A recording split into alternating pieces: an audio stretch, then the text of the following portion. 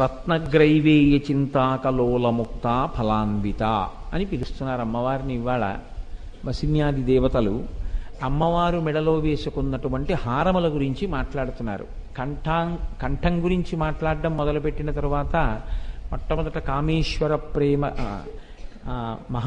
కామేశబద్ధ మాంగళ్య సూత్రశోభిత కంధర అన్న నామంతో మొదలుపెట్టి ఆ తరువాత అమ్మవారి కంఠం గురించి వక్షస్థలం గురించి మాట్లాడుతూ ఆ వక్షస్థలం మీద అలంకృతమైనటువంటి హారముల గురించి మాట్లాడుతున్నారు. రత్నగ్రైవేయ చింతాక లోలముక్త ఫలాన్విత. అమ్మా, నీ యొక్క కంఠమునందు మాకు 3 రకములైన హారములు కనపడుతున్నాయి. ఒకటి రత్నములతో పొదగబడినటువంటి హారము ఒకటి, లేదా రత్నములు పొదిగినటువంటి బంగారు హారము ఒకటి. రత్నగ్రైవేయ చింతాక, చింతామణులతో చేయబడినది అని కొంతమంది వ్యాఖ్యాతలు అన్నారు. కాదు కాదు, అది చింతాకు పతకము అని మనం తెలుగు వాళ్ళం అంటుంటామే, అలా చింతాకు ఎలా ఉంటుందో అలా అటువంటి ఆకుల రూపంలో ఒక హారం ఒకటి తయారు చేస్తారు. ఆ చింతాకులలో మణులు పొదుగుతారు. ఆ చింతాకులలో మణులు పొదగబడినటువంటి హారం ఒకటి. దాని కిందకు వచ్చేటట్టుగా అమ్మవారి మెడలో ముత్యాల హారం ఒకటి. కాబట్టి రత్నగ్రైవేయ చింతాక లోల ముక్త ఫలాన్విత. ముక్త అంటే ముత్యములు అని అర్థం. కాబట్టి లోలముక్త ఫలాన్విత అని ఈ 3 రకములైనటువంటి హారముల చేత అలంకృతమైనటువంటి కంఠసీమ కలిగినటువంటిది, లేదా వక్షస్థలము కలిగినటువంటిది. అమ్మవారి యొక్క గుండెల మీద ఆ 3 హారములు ప్రకాశిస్తున్నాయి. అటువంటి ఆభరణములు దాల్చిన తల్లి. స్త్రీ ఆభరణముల చేత అలంకృతమై ఉండడం అసలు కన్యాదానం దగ్గర నుంచే సాలంకృత కన్యాదానం అని చేస్తారు. 2, ఆడపిల్ల ఇంట్లో ఎన్ని భూషణములు పెట్టుకుని ఎంత సంతోషంగా ఉంటే ఇల్లు అంత వృద్ధిలోకి వస్తుంది.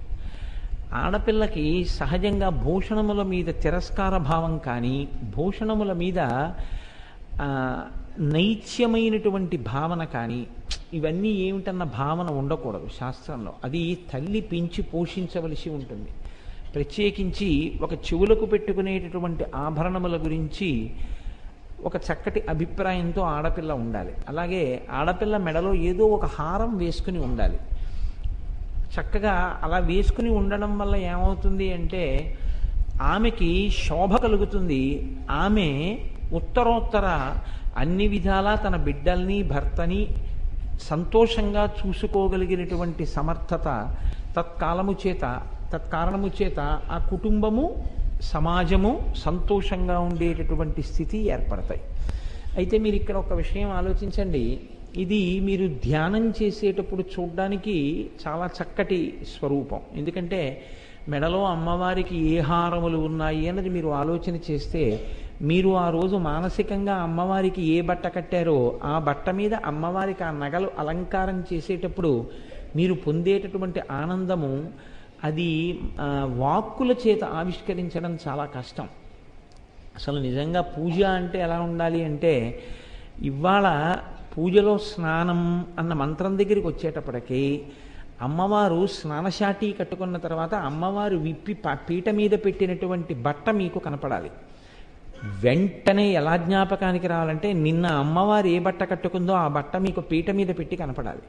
నా తల్లి కట్టుకున్న బట్ట అని మీరు కన్నులకు అద్దుకుని తల మీద పెట్టుకుని ఆ వస్త్రం అక్కడ పెట్టి స్నానశాటితో ఉన్న అమ్మవారికి స్నానం చేయిస్తే దిగ్గస్తిభిక్కనక కుంభముఖావసృష్ట స్వర్వాహినీ విమలచారు జలప్లుతాంగీం ప్రాతర్నమామి జగతాం జననీమసి అశేష లోక గృహిణీం అమృతాబ్ధిపుత్రీం అంటారే శంకరాచార్యులు వారు. అలా పొద్దున్నే అసలు అమ్మవారి యొక్క ఆ దర్శనం చాలా గొప్పది.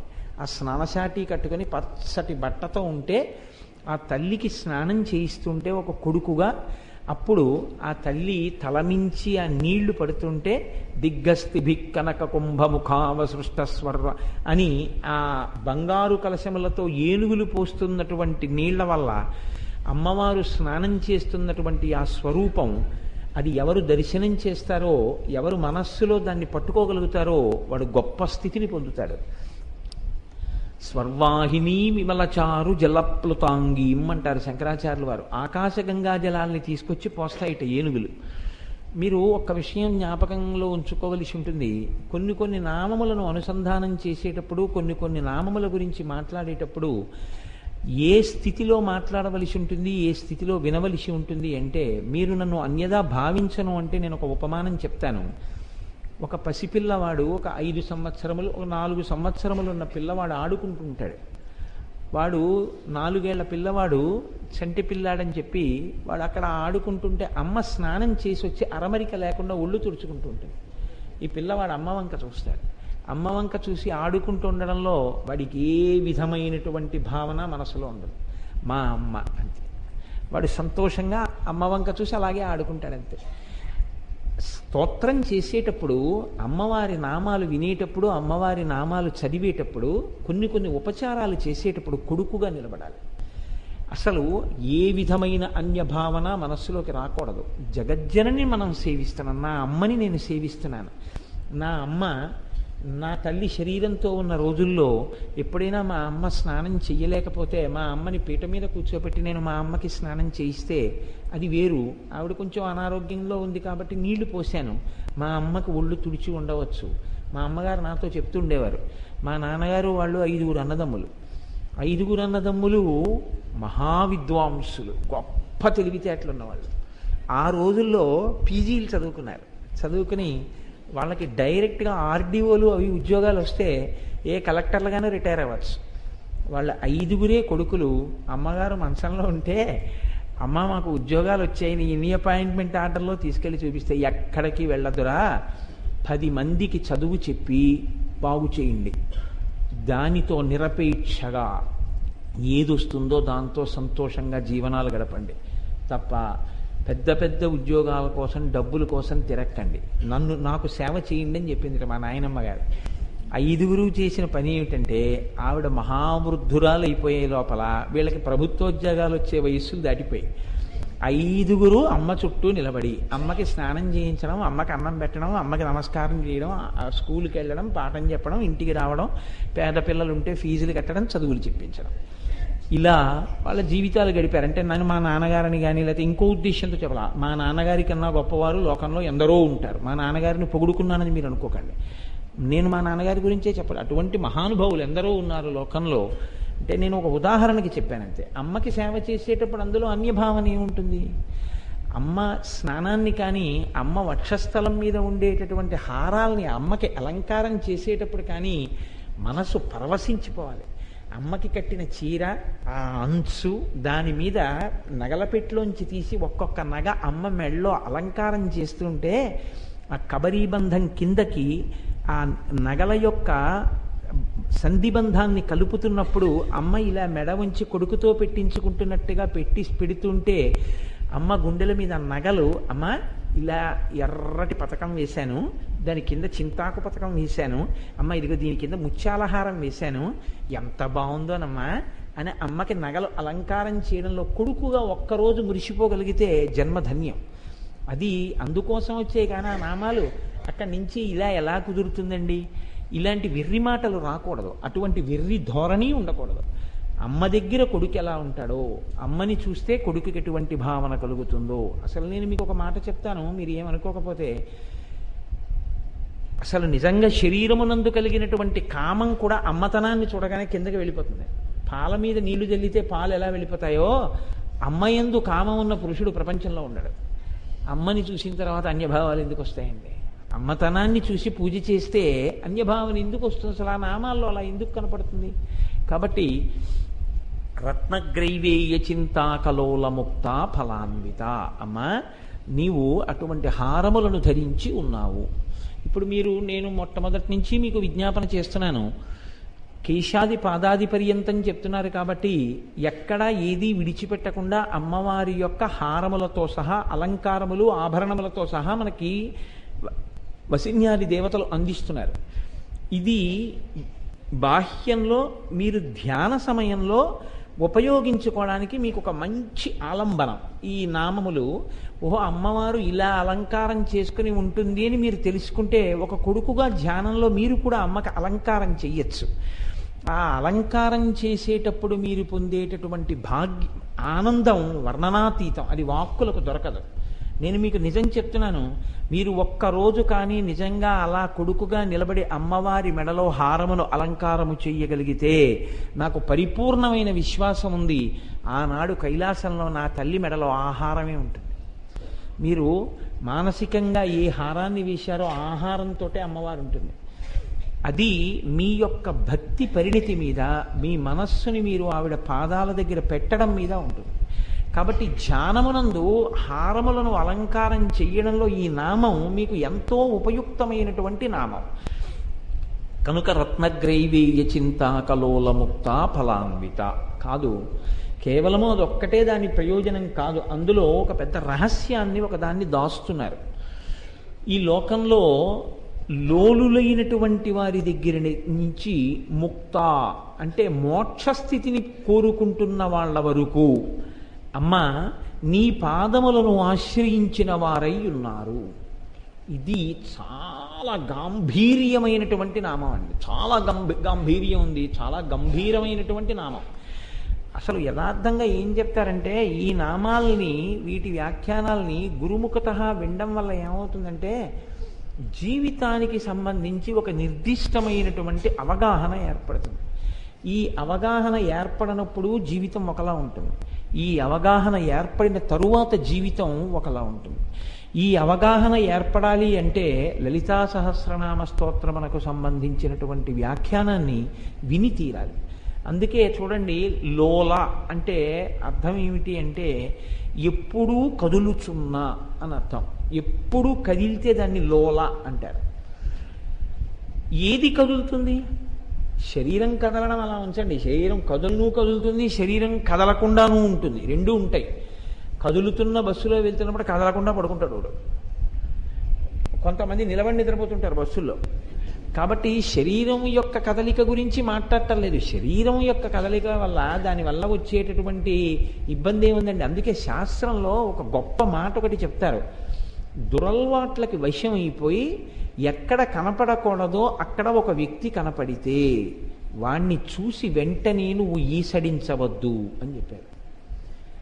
శరీరం అక్కడికి ఎందుకు వెళ్ళింది అంటే, శరీరానికి ఏం పాపం లేదు, పుణ్యం లేదు, అదేం చేస్తుందంటే అది ఎక్కడికి తీసుకెళ్తే అక్కడికి వస్తుంది. అది ప్రవచనం చేయడానికి రావే అంటే ఇక్కడికి వచ్చింది. దీంతో ఒక తప్పుడు పని చేద్దామని నేను అనుకున్నాను అనుకోండి, అప్పుడు అది అక్కడికే వెళుతుంది తప్పుడు పని చేయడానికి. దీనికి ఏముంది సంబంధం? దీనికి ఏం లేదు. ఏం చేయమంటే చేస్తుంది. చెయ్యమని చెప్పే రాజు ఒకడు ఉన్నాడు దీంట్లో, వాడు మనస్సు. ఆ మనసు సంస్కరింపబడింది అనుకోండి, అంతే, అది వెళ్ళే తావులు మారుతాయి. మనసు సంస్కరింపబడలేదు అనుకోండి, అది వెళ్ళే తావులు మారిపోతాయి. దానికి స్వతంత్రం ఏముంది? దాని స్వతంత్రం ఏం లేదు. కాబట్టి లోల అంటే శరీరం కాదు కదిలేది. ఏది కదులుతోంది? మనసు కదులుతోంది. ఎలా కదులుతోంది అంటే ఇక్కడే మీరు చాలా జాగ్రత్తగా పట్టుకోవలసి ఉంటుంది. చిత్రం ఏంటంటే మనకి బయటవన్నీ తెలుస్తాయి, మన మనస్సు గురించి మనకి ఏమీ తెలియదు. లోల అన్న శబ్దానికి అర్థం మనస్సు యొక్క కదలికలు. మనస్సు యొక్క కదలికలు మీరు చూడండి చాలా చిత్రంగా ఉంటాయి. అది సంకల్ప వికల్ప సంఘాతము. అది ఎప్పుడూ ఏదో ఆలోచన చేస్తూ ఉంటుంది. అది నిద్రపోయింది అనుకోండి, దానంత ప్రశాంతత ఇంకోటి ఉండదు. నిద్ర చాలా హాయిగా ఉందండి అని ఎందుకంటారో తెలుసా అండి? ఇంద్రియాలని పట్టుకుని మనసు ఆత్మలోకి వెళ్ళిపోతుంది, మనసు ఉండదు, అందుకే హాయిగా ఉంటుంది. అది బయటికి వస్తుంది మొదలు లేస్తూనే, ఇవాళ ఆ పని చెయ్యాలి, ఇవాళ ఈ పని చేయాలి. ఆ పనికి వెళ్ళినప్పుడు ఆయన ఇలా అంటే ఇలా చెప్పేద్దాం, ఆయనకి తెలిసి వచ్చింది ఏమిట్లే అంటే అది సంకల్ప వికల్ప సంఘాతం. అది ఎప్పుడు కోరికని తిరస్కరించడం ఉండదు. సాధారణంగా మనసు పని ఏమిటంటే కోరికని సృష్టిస్తుంది. ఈ పని చేద్దాం, ఆ పని చేద్దాం, అక్కడికి ఎడదాం, ఇక్కడికి ఎడదాం, ఇది చేద్దాం, అది చేద్దాం, ఇది సంపాదిద్దాం, అది సంపాదిద్దాం, ఇది అనుభవిద్దాం, అది అనుభవిద్దాం చెప్తూనే ఉంటుంది.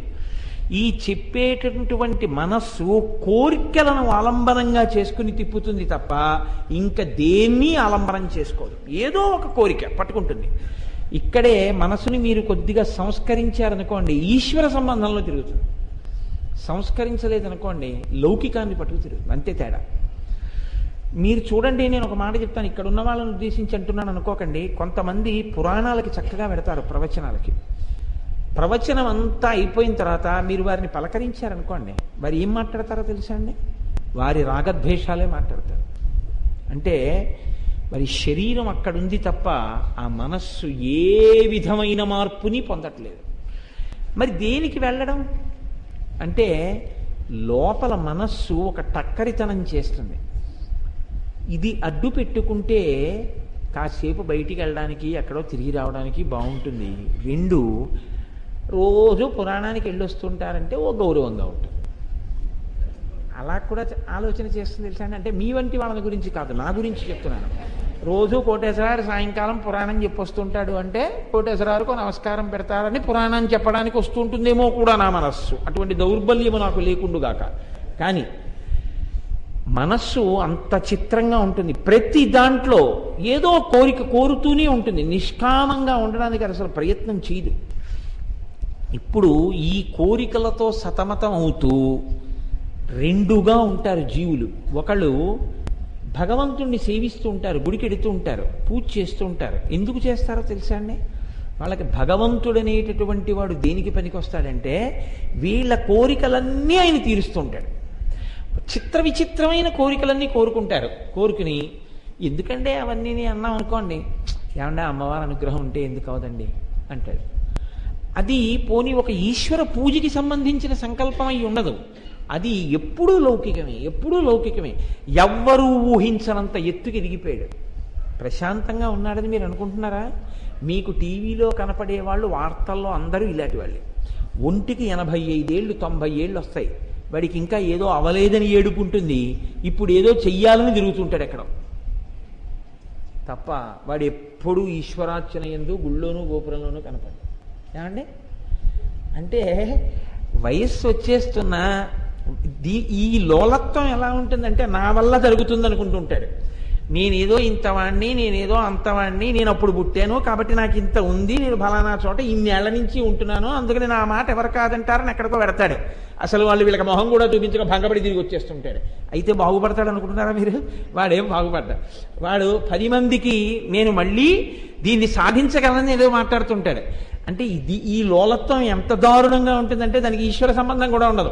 నేనేం చెప్తున్నానో పట్టుకోలేనంత పసిపాపలేం కారు మీరు. కాబట్టి ఈ లోలత్వం ఎలా ఉంటుందో తెలుసా అండి? దీనికి ఈశ్వర సంబంధం ఉండదు. వాడు ఎంతసేపు తనవేవో చూసుకుంటుంటాడు. క్రెడెన్షియల్స్ అంటారు. నాకు ఇది ఉంది, నేను ఇన్నాళ్ల నుంచి ఒక దాంట్లో ఉన్నాను, నేను గౌరవింపబడతాను, నాకు ఈ సే అంటారు చూసారా, నాకు పలుకుబడి ఉంది కాబట్టి నేను చెయ్యగలను. వీడికి నా దగ్గర అన్నీ ఉన్నా భగవత్ సంకల్పం అని ఒకటి ఉందండి, అది కూడా కలిసి వస్తే తప్ప ఎక్కడవుతుందని వాడి జన్మలో వాడి నోటంట రాదు. వాడు ఆ భగవత్ సంకల్పం పక్కన పెట్టి ఇంకోళ్ళని తీసుకొచ్చి పెడుతుంటాడు. అక్కడ పెట్టి వాళ్ళ సంకల్పం కలిసి వస్తే ఈ పనులు అవుతాయంటుంటాడు. అంటే వాడికి లౌకికంగా వ్యక్తులను ఆరాధించడం వచ్చు తప్ప వాడికి జీవితంలో భగవంతుడితో ముడిపెట్టుకోవడం చేత కాలేదు. రోడ్డు పక్క పెరిగిన చెట్టు ఎటువంటిదో వాడు కూడా అటువంటి వాడే. ఎన్నేళ్ళు వచ్చాడు అంటే వాడి లోలత్వం నీచాతి నీచమైన స్థాయిలో ఉంటుంది. పోనా దిక్కుమాలిన కోరికలతో అలా వయస్సులో వేసారిపోవడమే తప్పురా అంటే వీడికి ఈ కోరికలు తీరడానికి హేతువేది తన గొప్పతనం. నేను ఇంత గొప్పవాణ్ణి అందుకని అవ్వాలంటాడు తప్ప భగవంతుడి యొక్క అనుగ్రహం కూడా కలిసి రావాలన్న మాట వాడి నోటి వెంట రాదు. ఇది చాలా నీచ స్థాయిలో ఉండేటటువంటి లోలత్వం. దీని గురించి నేను ఎంత తక్కువ మాట్లాడితే అంత మంచిది. ఎందుకంటే అది ఎంచుకోవలసిన పదము కాదు, అసలు ఆ స్థాయిలో ఎవరు ఉండకూడదు, ఈశ్వరానుసంధానం చేసుకోకుండా ఉండకూడదు. అందుకే ఎప్పుడైనా భగవంతుడి దగ్గరికి వెడితే పెద్దలు ఏం చెప్తారంటే ఒక్క నమస్కారం చేయి చాలని చెప్తారు. ఏమని చెప్తారు అంటే, ఈశ్వర నీ పాదముల యందు నాకు నిశ్చలమైన భక్తిని కృప చెయ్యి, నీ పాదముల యందు భక్తి చెదిరిపోకుండుగాక అని కోరుకో చాలంటారు. నువ్వు భక్తితో ఉంటే నీకు ఆయన పాదముల యందు భక్తి నిలబడిపోతే నీకు ఏవి మంచివో నీకు ఏవి అవసరమైనవో అవన్నీ ఆయన సమకూరుస్తాడు. ఒకవేళ తెలియక నువ్వేమైనా ప్రమాదకరమైన వాటి వైపు అడుగు వెయ్యపోయినా ఆయన చెయ్యి పట్టి లాగేస్తాడు. అప్పుడు నీ కోరిక తీరలేదు. అప్పుడు నువ్వేమనుకోవాలి, నేనేం అడుగుతున్నాను ఈశ్వరుణ్ణి, నీ పాదముల యందు భక్తి చెదరకుండుగాక అని అడిగాను. నాకు తెలియలేదు, బహుశా ఈ కోరిక నాకు తీరితే దీని కారణంగా నా యొక్క భక్తి చెదిరిపోతుందన్నమాట. అందుకని నేను ఆయన్ని అది అడిగాను. ఆయన అది నిలబడేటట్టే నన్ను అనుగ్రహిస్తున్నాడు, అందుకని నాకు ఈ కోరిక తీరకుండా చేశాడు అని అనగలగాలి మీరు.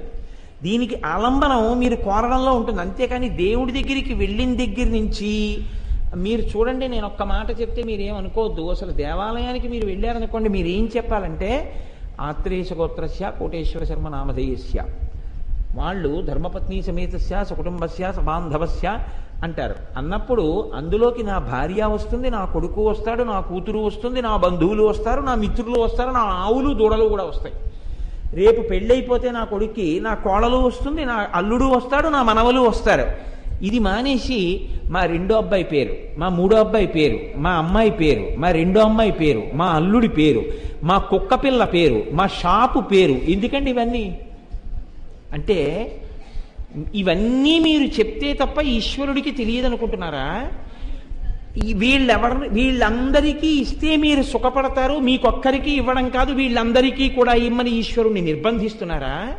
లేకపోతే వాళ్ళకి ఏదైనా భంగపాటు కలిగితే నువ్వు బాధపడతావన్న విషయం వాడికి తెలియదు అనుకుంటున్నారా? ఎందుకు చెప్తున్నారు వేదం చెప్పని విషయాన్ని? నువ్వు వెళ్ళి అక్కడ ఒక్క మాట చెప్పు, ఆత్రేయ గోత్రస్య కోటేశ్వర శర్మ నామధేయస్య ధర్మపత్ని సమేతస్య సకుటుంబస్య సబాంధవస్య, వాళ్ళే చెప్తారు, చెప్పి పూజ చేస్తారు. అందులో నీకు మనస్సులో ఎవరి మీద నిజంగా ప్రేమ ఉందో వాళ్ళందరూ సంతోషంగా ఉంటారు. ఎందుకో తెలుసా అండి? వాళ్ళు బాధపడితే నువ్వు బాధపడతావు. ఇప్పుడు అక్కడికి వెళ్ళి కోటేశ్వరరావు తన పుత్రుల కోసం, భార్య కోసం, బంధువుల కోసం, మిత్రుల కోసం ఈ పూజ చేస్తున్నాడు. ఇప్పుడు ఈ పూజా ఫలితంగా లోకమంతా సుఖంగా ఉంటుంది, అందరూ ప్రశాంతంగా ఉంటారు. మానేసి నువ్వు ఎందుకన్ని పేర్లు చెప్తావు అసలు గుడికెడితే? అంటే ఇది అయోమయమైనటువంటి ధోరణి. లోలా అన్న పేరులోకి ఎవరు వచ్చేస్తారంటే వీళ్ళందరూ వస్తారు. మీరు ఎప్పుడైనా గుళ్ళో నిలబడ్డారనుకోండి, కాసేపు గుడి అరుగుల మీదకి వెళ్ళి కాసేపు కూర్చున్నారనుకోండి, సంకల్పం చేసేటప్పుడు మీరు పట్టేసి లోలాలోకి ఎంతమంది వస్తారు. అక్కడికి వెళ్ళి నిరపేక్షగా నిలబడి మీ గోత్రం చెప్పండి అంటే గోత్రం పేరు చెప్పి సకుటుంబస్య అని చెప్పండి అన్నాడు అనుకోండి, అంటే ఆయన ఈశ్వర అనుగ్రహాన్ని ఎలా కోరుకోవాలో ఆ మర్యాద తెలుసున్నవాడు అని అర్థం. అర్థం పర్థం లేకుండా ఇంకా అదే పని కింద అడ్రస్లన్నీ ఇచ్చి చెప్పించడం మొదలెట్టారనుకోండి, దానికి ఏమీ అర్థం ఉండదు. ఇంకా లోలా అంటే ఇంకా వైపరీత్యమైనటువంటి ధోరణితో ఉంటారు.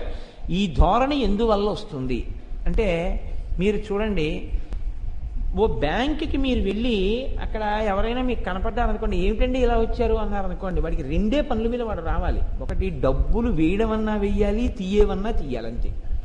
అది ఏ రకంగా వాడు అక్కడ వ్యవహారం జరపనివ్వండి, రెండే ఉంటాయి. డబ్బులు వెయ్యనన్నా వేస్తాడు, డబ్బులు తీయనన్నా తీస్తాడు. ఈ రెండూ కాకుండా ఇంకా దేనికైనా అక్కడికి వచ్చాడు అనుకోండి, వాడిని బయట ఉన్నవాడు బయటికి గెంటేస్తాడు. ఇంకో పని మీద అక్కడికి వెళ్ళకూడదు. ఏం తోచట్లేదండి కాసేపు ఇక్కడ కూర్చుందామని వచ్చానండి అనకూడదు. బ్యాంకుకి వెళ్ళి అలా కూర్చోకూడదు. బ్యాంకులో మీకు పని ఉన్నంతసేపే అక్కడ ఉండాలంతే. అలాగే సినిమా హాల్లో ఓ షో అయిపోయిన తర్వాత మీరు బయటికి వెళ్ళిపోవాలి. చాలా బాగుందండి ఇక్కడ కూర్చుంటాను, మీకు అభ్యంతరం ఏంటి అనకూడదు. హౌస్ఫుల్ అవ్వట్లేదు కదా అంటే ఏం ఒప్పుకోరు. నేను ఎందుకు మీతో ఈ విషయం ప్రస్తావన చేస్తున్నాను అంటే, లోలా అన్న శబ్దంలో ఏమైపోతుందంటే ఈ అంతులేనటువంటి కోరికలు. దేవాలయానికి వెడుతున్నాం, ఎందుకు వెడుతున్నాం? ఈశ్వర దర్శనానికి వెడుతున్నాం. ఇంటికి ఎందుకు వెడతాం? అమ్మని నాన్నని చూసుకోవడానికి, పిల్లల్ని చూసుకోవడానికి. అలా ఈశ్వరాలయానికి వెళ్తున్నాం, నా స్వామిని ఒక్కసారి చూడడానికి వెడుతున్నాను. ఇంకా ఎప్పుడైనా ఈయన దేవుడు అన్నారనుకోండి, అంతే వెంటనే గబగబా 4 కోరికలు చెప్పేయడం, వెంటనే గబగబా 10 అసలు ఈశ్వర అన్నాడు అనుకోండి ఎవరైనా, గబగబా 10 కోరికలు. అంటే అక్కడ కోరిక చెప్పకపోతే ఆయనకి తెలియదేమో, అయ్యో ఇక్కడికి వెళ్ళి చెప్పుకోకపోవడం వల్లే ఇది తీరలేదేమో. ఇంకా అసలు ఆ అజ్ఞానానికి హద్దుండదు. అంత విచిత్రంగా ఉంటారు కొంతమంది. అక్కడికి వెళ్ళి ఏమండి ఇలా చెప్పలేదు ఏమైనా అవుతుందా? గుడికి వెళ్ళారని సంతోషించాడు. ఏమండి ఫలానా గుళ్ళోకి వెళ్ళండి అన్నాం అనుకోండి, ఏమండి ఆ గుళ్ళోకి వెడితే ఒంటి మీద స్నానం చేసినప్పుడు ఆ తడి బట్ట అక్కడ వదిలేయాలా అండి, పిడిచి తెచ్చేసుకోవచ్చా అండి? దానికి వేదంలో ఉంటుందండి.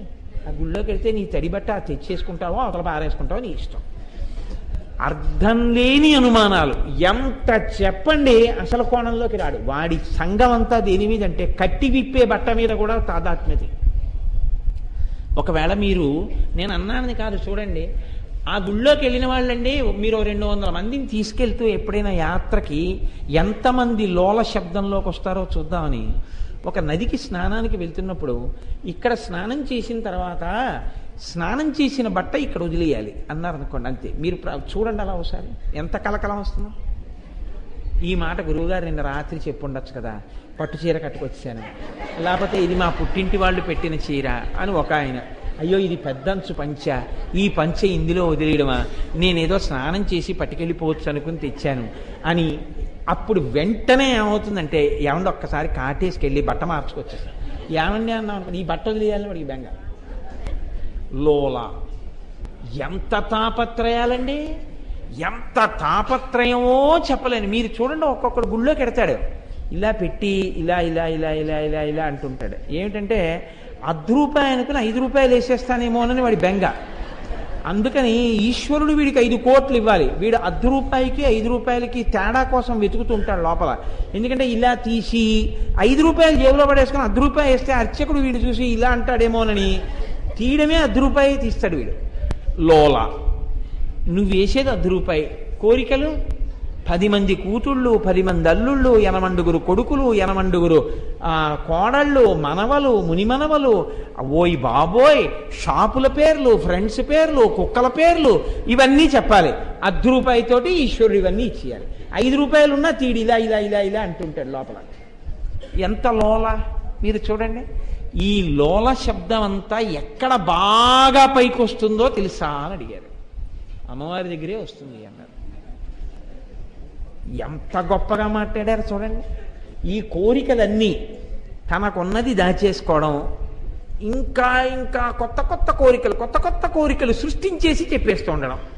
ఇంకా వాడు ఇంత ఉంటాడు, వాడు చక్కగా వయోవృద్ధిలోకి వచ్చి వాడికి విద్యాభ్యాసం బాగా ఉండాలి అనడు, వీడికి 4 పిల్లలు పుట్టి అని ఇంకా ఎంత దూరం పోతాడో, ఎందుకు వచ్చింది ఎవరికి తెలియని విషయాలు ఇవన్నీ. కాబట్టి లోల, ఈ లోల శబ్దము చేత నిరంతరమైనటువంటి కోర్కెలు, ఎప్పుడు భగవంతుడి దగ్గరికి వెళ్ళు కోర్కెలే తప్ప. అసలు కోరిక లేకుండా ఈశ్వరుడి దగ్గరికి వెళ్ళి నమస్కారం చేస్తే ఈశ్వరుడు ఒకవేళ నీకు ఇవ్వవలసింది ఏమైనా ఉంటే నువ్వు అడగలేదు కాబట్టి ఇవ్వకుండా ఉంటాడా? ఒక్కనాటికి ఉండడు అలాగా, ఒక్కనాటికి ఉండడు. మీకు నేను ఒక ఉదాహరణ చెప్తాను. ఒకనకొకప్పుడు నేను ఒక ప్రదేశానికి తీర్థయాత్రకు వెళ్ళాను. నాతో పాటు ఒక 2 ఎంతమందో ఉన్నారు. ఆ ప్రత్యేకమైన ప్రదేశంలో ఒక 4 రాళ్ళు పెడితే ఓ ఇల్లు కట్టుకుంటారు అని చెప్పారు. చెప్తే వాళ్ళు ఇల్లు 4 రాళ్ళు పెడుతున్నారు. నన్ను పెట్టమన్నారు, నేను పెట్టనన్నాను. ఎందుకు పెట్టరన్నారు? ఈశ్వరుడు నాకు ఇల్లు ఇచ్చాడు చాలు, నాకు అక్కర్లేదు, అందుకని నేను పెట్టనన్నాను. అంటే వాళ్ళు అన్నారు, అదేంటి ఓ ఇల్లు ఉంటే ఇంకో ఇల్లు ఉండకూడదా, పెట్టండి అన్నారు.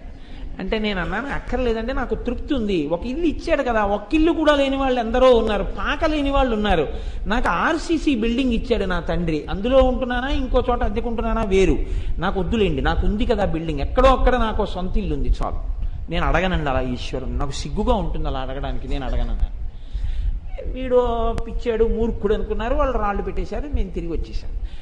తిరిగి వచ్చేసినటువంటి చిత్రం ఏంటంటే, ఒక నెల అయ్యేటప్పటికీ వాళ్ళిద్దరూ నా దగ్గరికి వచ్చారు. వచ్చి అన్నారు, ఏమండో వెళ్ళొచ్చిన వేళ విశేషం, మాకు మంచి స్థలాలు దొరికే ఇల్లు కట్టుకుంటున్నాం అన్నారు. చాలా సంతోషం అండి, గృహప్రవేశానికి వస్తాను కట్టుకోండి అన్నారు.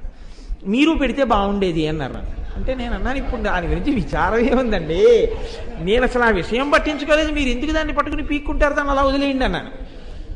విచిత్రం ఏంటంటే, ఒక 20 రోజులైంది అనుకోకుండా నేను మా దొరగారి దగ్గరికి వెళ్ళొస్తూ శివాలయంలో రోజు మా దొరగారి దగ్గరికి కూడా వెళుతుంటాను. అలా మా దొరగారి దగ్గరికి పోయి కూర్చుని మాట్లాడుతూ అకస్మాత్తుగా అనుకోకుండా ఏదో ప్రస్తావన వచ్చి, ఏంటి సాధారణంగా మా దొరగారు ఏదైనా చెప్తే నేను నా బుర్రతో ఆలోచించడం తక్కువ, ఇంకా నేను ఆయనకి అంత గౌరవం ఇస్తాను. దొరగారు ఏదైనా చెప్పారు అంటే అంతే, దొరగారు చెప్పిన మాటకి ఎక్కువ ప్రాధాన్యత ఇచ్చేస్తాను, నా సొంత ఆలోచనకి చాలా తక్కువ ప్రాధాన్యత ఇస్తాను, రెండు విభేదిస్తే.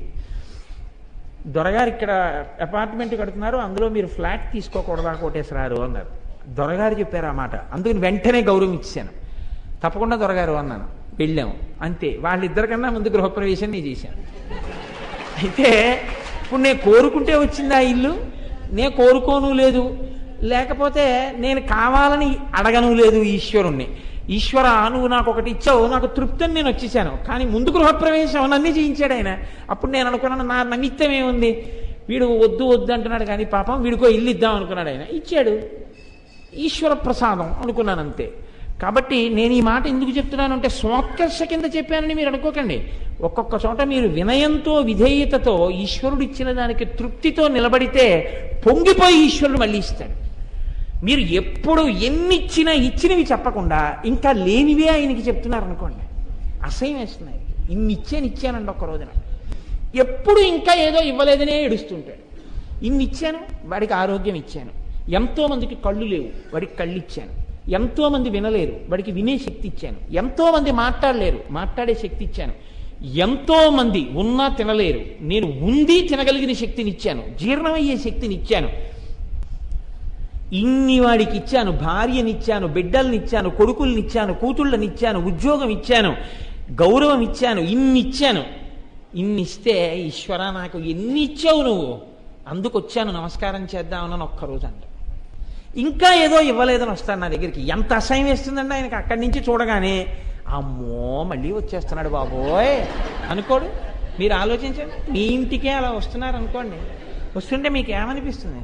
అయ్యి బాబోయ్ మళ్ళీ వచ్చేస్తున్నాడేయో అంటారు భార్యతోటి. మనని ఈశ్వరుడు మాత్రం అలా అనుకోడండి. ఇచ్చిన దానికి మీరు తృప్తితో ఈశ్వర నువ్వు ఇచ్చిన దానికి కృతజ్ఞతతో చూడకుండా ఉండలేక వస్తున్నాను అన్నాం అనుకోండి, ఏమైనా ఉంటే ముందు ఈయనకి పెట్టవే అంటారు కదండి. ఎప్పుడో అప్పుడు మార్చుకోవయా, ఎన్నాళ్ళు ఉంటావా లోల శబ్దంలో, బయటికి రావా? ఈ బతుకంతా లోలయే. ఆఖరికి ఊపిరి పోయే ముందు కూడా ఇంకా ఉండిపోతే బాగుండు లోల. ఇంకెప్పుడు వచ్చావు బయటికి? ఈ లోల ఉన్న వాళ్ళందరికీ దిక్కెవరు? ఆవిడే. ఇన్ని కోట్ల జీవరాశులు ఇంత స్వార్థంతో వెళ్ళి అలా చేస్తున్నా ఆవిడ మాత్రం కోప్పడకుండా అలా ఇస్తూనే ఉంది. ఎంత గొప్పదానివమ్మా, అది కదమ్మా నీ హారం, అది నీ భూషణం. పైహారం కాదు, ఆ ఇవ్వడమే నీ భూషణం. నేనైతే 4 మాటలు ఇచ్చి ఐదో మాట విసుక్కుంటాను. ఇన్ని మాటలు ఇచ్చినా మళ్ళీ ఏదో అడుగుతుంటాడు ఏమిట్రా అయినా అని. అటువంటిది ఆ తల్లిని అడగకుండా ఇస్తోంది, అడిగితే ఇస్తోంది. ఎన్ని మాటలు ఇమ్మంటావు అని విసుక్కోవట్లేదు. అసలు అన్నిటికన్నా గొప్పదేమిటో తెలుసా అండి? మళ్ళీ మళ్ళీ ఫెయిల్ అయిపోతున్నా సరే పాఠం చెప్పినటువంటి గురువు గారిలా ఎన్ని శరీరాలు ఇచ్చినా సరిగ్గా ఉపయోగించుకుని ఈశ్వరుడి పాదముల దగ్గరికి మనం చేరకపోతే మళ్ళీ ఇంకో శరీరాన్ని ఇచ్చి ఈసారి ప్రయత్నించు అన్న అమ్మవారి యొక్క అనుగ్రహానికి మనం ఏమిచ్చి రుణం తీర్చుకుంటాం? అసలు ఆ తల్లి ఇది ఇవ్వబట్టి కదా గుడికి వచ్చాం, దానికి నువ్వు నమస్కరించాలి కదా. ఎందుకన్ని కోరికలు కోరుతావు? నువ్వెందుకు కోరాలి? కోరకుండా నీకేమి ఇవ్వాలో ఆవిడికి తెలియదు. ఆవిడ అమ్మ అయినప్పుడు నువ్వు ఏమడిగావని అమ్మ పాలిచ్చింది, ఏమడిగావని అమ్మ నీకు అన్నీ పెట్టింది. అందుకే గుండెల దగ్గర ఆభరణం గురించి మాట్లాడుతున్నారు. అమ్మ గుండె నీ రక్షణయే. అందుకే అమ్మ గుండె గురించి ఒక మాట చెప్తారు. ఒక ధూర్తుడు ఒక వేశ్యవాడకి వెళ్ళాడు. ఆ వేశ్యకి ఈయన తల్లిగారి మీద క్రోధం. ఆవిడంది, నేను నీ పొందు అంగీకరిస్తాను, కానీ నీ తల్లి యొక్క గుండె పట్టుకురా అంది. వాడు ఆమె ఎందున్నటువంటి మక్కువ చేత నిద్రపోతున్నటువంటి తల్లిని గుండెల్లో కత్తి గుచ్చాడు. ఆవిడ మరణించింది. మరణిస్తే ఆవిడ గుండె కోసేసి ఆ గుండెకాయని కుడి చేత్తో పట్టుకుని పరిగెడుతున్నాడు. పరిగెడుతుంటే కొద్దిగా కొట్టుకుంటోంది ఆ గుండె.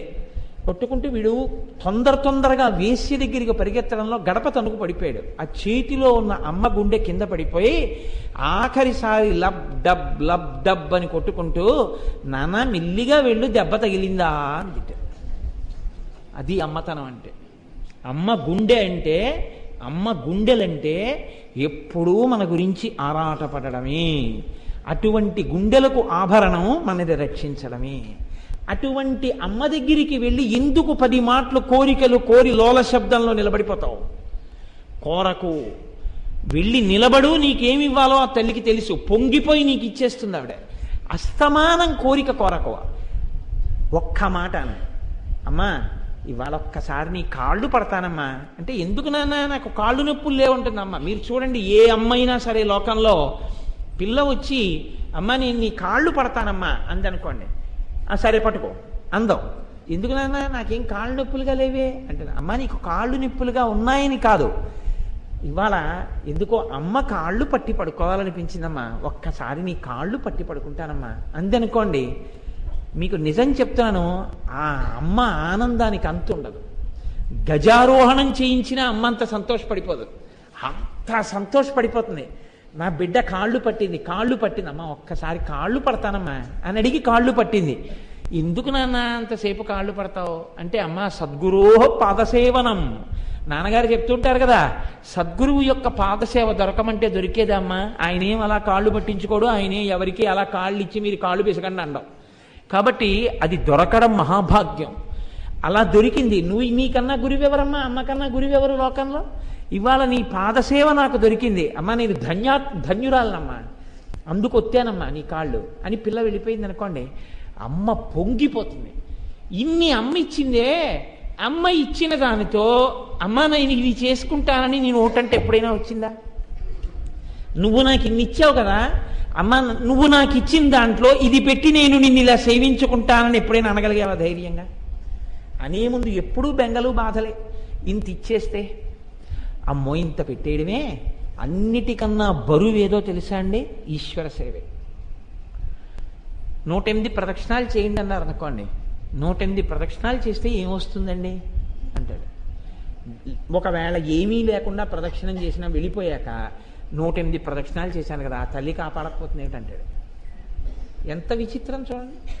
తప్ప అసలు నాకు అంత ఇచ్చింది, నేను ఆ తల్లికి ఏమి ఇవ్వనని వెంపర్లాడేవాడేవాడు లోకంలో.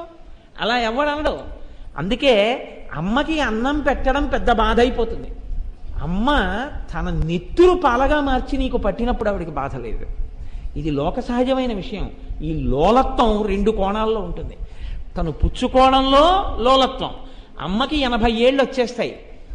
అప్పుడు కూడా ఏమంటాడంటే, అమ్మా నీ కోడలు పుట్టింటికి వెళ్ళి వస్తుందట, కాస్త ఈ వారంలో నువ్వు చేస్తావేంటి వంట అంటాడు.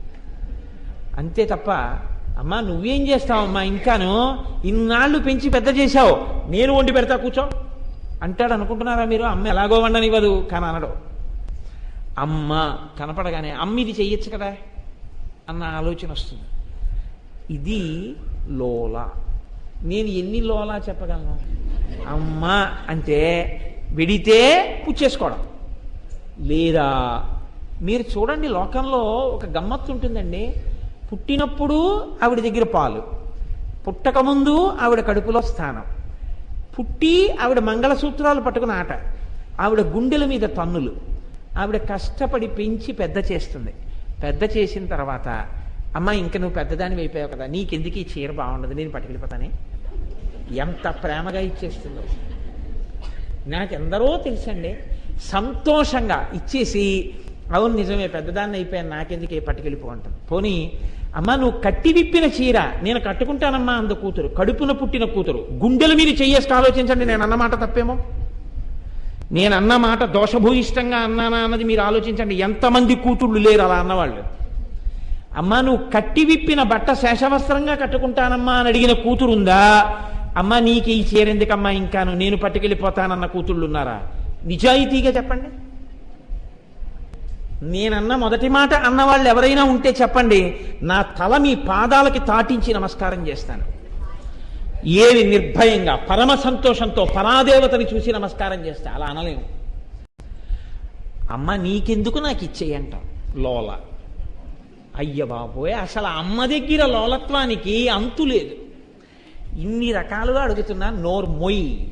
నాకిది ఇప్పుడు కట్టుకోవాలో ఇప్పుడు కట్టుకోక్కర్లేదో, నేను ఎప్పుడైనా ఏది కట్టుకుంటే ఎవరికి సంతోషం కలగాలో వాడు వేరొకడు ఉన్నాడు, అది నిర్ణయించవలసిన వాడు. నాకు 70 ఏళ్ళు వచ్చినా నేను ఈ చీర కట్టుకుంటే సంతోషించేది మీ నాన్న అయితే నీకు అనవసరం అని అంటుందా అమ్మ? ఒక్కనాటికి అంది ఇచ్చేస్తుంది సంతోషంగా చీర. ఇది అమ్మతనం అంటే. అందుకే అమ్మ శేషవస్త్ర చంద్రశేఖర పరమాచార్య నిరూపించారండి ఒక చోటి విషయాన్ని.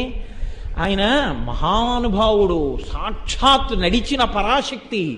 ఇప్పటికీ పరమాచార్యకి నమస్కారం చేస్తే తెలియనటువంటి విషయాలు కూడా ద్యోతకమవుతాయి. ఆయన చెప్తారు ఎక్కడొక్కడ తప్పు త్రోవలో అడుగు వెయ్యపోతుంటే దిద్ది నిన్ను రక్షించేస్తారు, వేరొక వైపుకి వెళ్లకుండా కాపాడతారు, నిన్ను వద్దు నువ్వు వెళ్ళవద్దు అటువంటి చోట్లకని. కాబట్టి చూడండి, ఒకానొకప్పుడు ఆయన అమ్మవారికి అభిషేకం చేసి ఆరాధన చేస్తున్నారు. చేసి ఒక పట్టు బట్ట కట్టారు అమ్మవారికి. కడుతుంటే సభలో అక్కడ కూర్చునుందో తల్లి. పిల్లని తీసుకొచ్చింది సభలోకి. ఆ పిల్ల వాళ్ళ అమ్మతోటి, అమ్మవారికి కట్టిన చీర చాలా బాగుంది, నాకు ఇచ్చేస్తే బాగుండు, అమ్మవారికి కట్టిన చీర చాలా బాగుంది, నాకు ఇచ్చేస్తే బాగుండు, ఇదే మాట అంటుంటే ఆ తల్లి పిల్ల నోరు నొక్కి, నోరు మొయ్యి, తప్పు, అమ్మవారికి కట్టిన చీర అది, అలా ఇచ్చేయమనకూడదు అంటూ వస్తోంది. దగ్గరికి వెళ్ళారు తీర్థం తీసుకోవడానికి. ఈ పిల్ల నోరు ఇలా పట్టుకుంది తల్లి, గబుక్కుని చీర అంటుందేమోనని తీర్థం తీసుకుంటోంది. పరమాచార్య తీర్థం ఇవ్వడం ఆపేసి ఇలా చూసి గబగబా వెళ్ళి అమ్మవారికి కట్టిన చీర విప్పేసి తీసుకొచ్చి ఆ పిల్ల చేతిలో పెట్టేశారు. ఆయనే పరాశక్తి. ఆ స్థితిని పొందారండి వాళ్ళ ఉపాసనలో. అందుకే వాళ్ళు మహాపురుషులు, వాళ్ళు సనాతన ధర్మానికి గొడుగులు. వాళ్ళ వల్ల నిలబడింది ఈ సనాతన ధర్మం. వాళ్ళ పేరు తలుచుకోకపోతే కృతజ్ఞులం. ఇంత చేసి పరమాచార్య అన్నారు, నాదే ఉంది, నేను శంకరాచార్యులు వారి వేషం కట్టినందుకు నాకు నమస్కారం చేస్తున్నారు, నా గొప్పతనం ఏం లేదన్నారు. నాదింత గొప్పతనమని పరమాచార్య జీవితం మొత్తం మీద ఒక్కసారం లేదు. నేను ఇంతటి వాణ్ణి అని ఆయన అనలేదు, నేను ఇది చేస్తున్నాను అని ఆయన అనలేదు. అది వినయం అంటే. ఎక్కడ జ్ఞానం ఉందో అక్కడ వినయం ఉంటుంది. అంతటి మహాపురుషుడు. కాబట్టి శేషవస్త్రము అంటే కట్టిన చీర విప్పి అమ్మిచ్చేస్తుంది. ఇది పురుష స్వరూపంతో చూడండి, స్త్రీ స్వరూపంతో చూడండి, అమ్మవారి యొక్క అనుగ్రహం. ఈ లోలత్వం నీకు ఎంత స్థాయిలో ఉన్నా నీకు ఇచ్చేయడమే అమ్మవారి యొక్క గుండెల మీద ఉన్న ఆభరణాలు. అయితే మీరు చెప్పిన విషయం బాగుందండి, అయితే ఇలా లోలత్వంతో మేము ఉండే అమ్మని అడుగుతూ ఉండొచ్చా? ఇలా అడుగుతూ ఉండడం, పుచ్చుకుంటూ ఉండడమేనా తప్పించి ఇంకొక రకంగా మేమేమైనా ఉండాలి అని చెప్పి ఏమైనా ఉంటుందా శాస్త్రంలో? అంటే శాస్త్రం అంది, అమ్మవారి అనుగ్రహం గురించి విన్న తర్వాత ఒకానొక నాడు ఆ అమ్మవారే అనుగ్రహించి చెప్పిస్తుంది అన్నారు. ఆ తల్లికి ఏనాడు అనుగ్రహం కలుగుతుందో ఆనాడు ఆ తల్లి ఎవరెవరిలో మార్పు తేవాలనుకుందో వారికి చెప్పిస్తుంది లోలత్వం గురించి. చెప్పిస్తే ఆనాడు వాళ్ళు అంటారు, చిచ్చి చాలు మా లోలత్వం, ఇక మేము అమ్మని అడిగేది లేదు, అమ్మే ఇస్తుంది మాకు కావలసినవన్నీ, ఇక నుంచి అమ్మకి మేమేం చేయగలమో చూస్తా ఉంటారు. ఇప్పుడు వీళ్ళు ఈ మాట ఎందుకు అనగలిగారో తెలుసా? అంటే ఎంత గంభీరంగా మాట్లాడారో తెలుసా అండి? లోలత్వము నుంచి బయటికి వచ్చేస్తున్నారు అన్నారు. లోలత్వం నుంచి బయటికి ఎందుకు వస్తారు అని అడిగారు. ఈ భావన ఎప్పుడు ఉండిపోతుందా? మరి అప్పుడు కూడా పూజ చేస్తారు కదా, అప్పుడు కూడా పూజ చేస్తున్నారు కదా. ఈ లోలత్వం నుంచి బయటికి వచ్చినా ప్రదక్షిణం అంటారా, గుడికి వెళ్ళడం అంటారా, పూజ చేయడం అంటారా?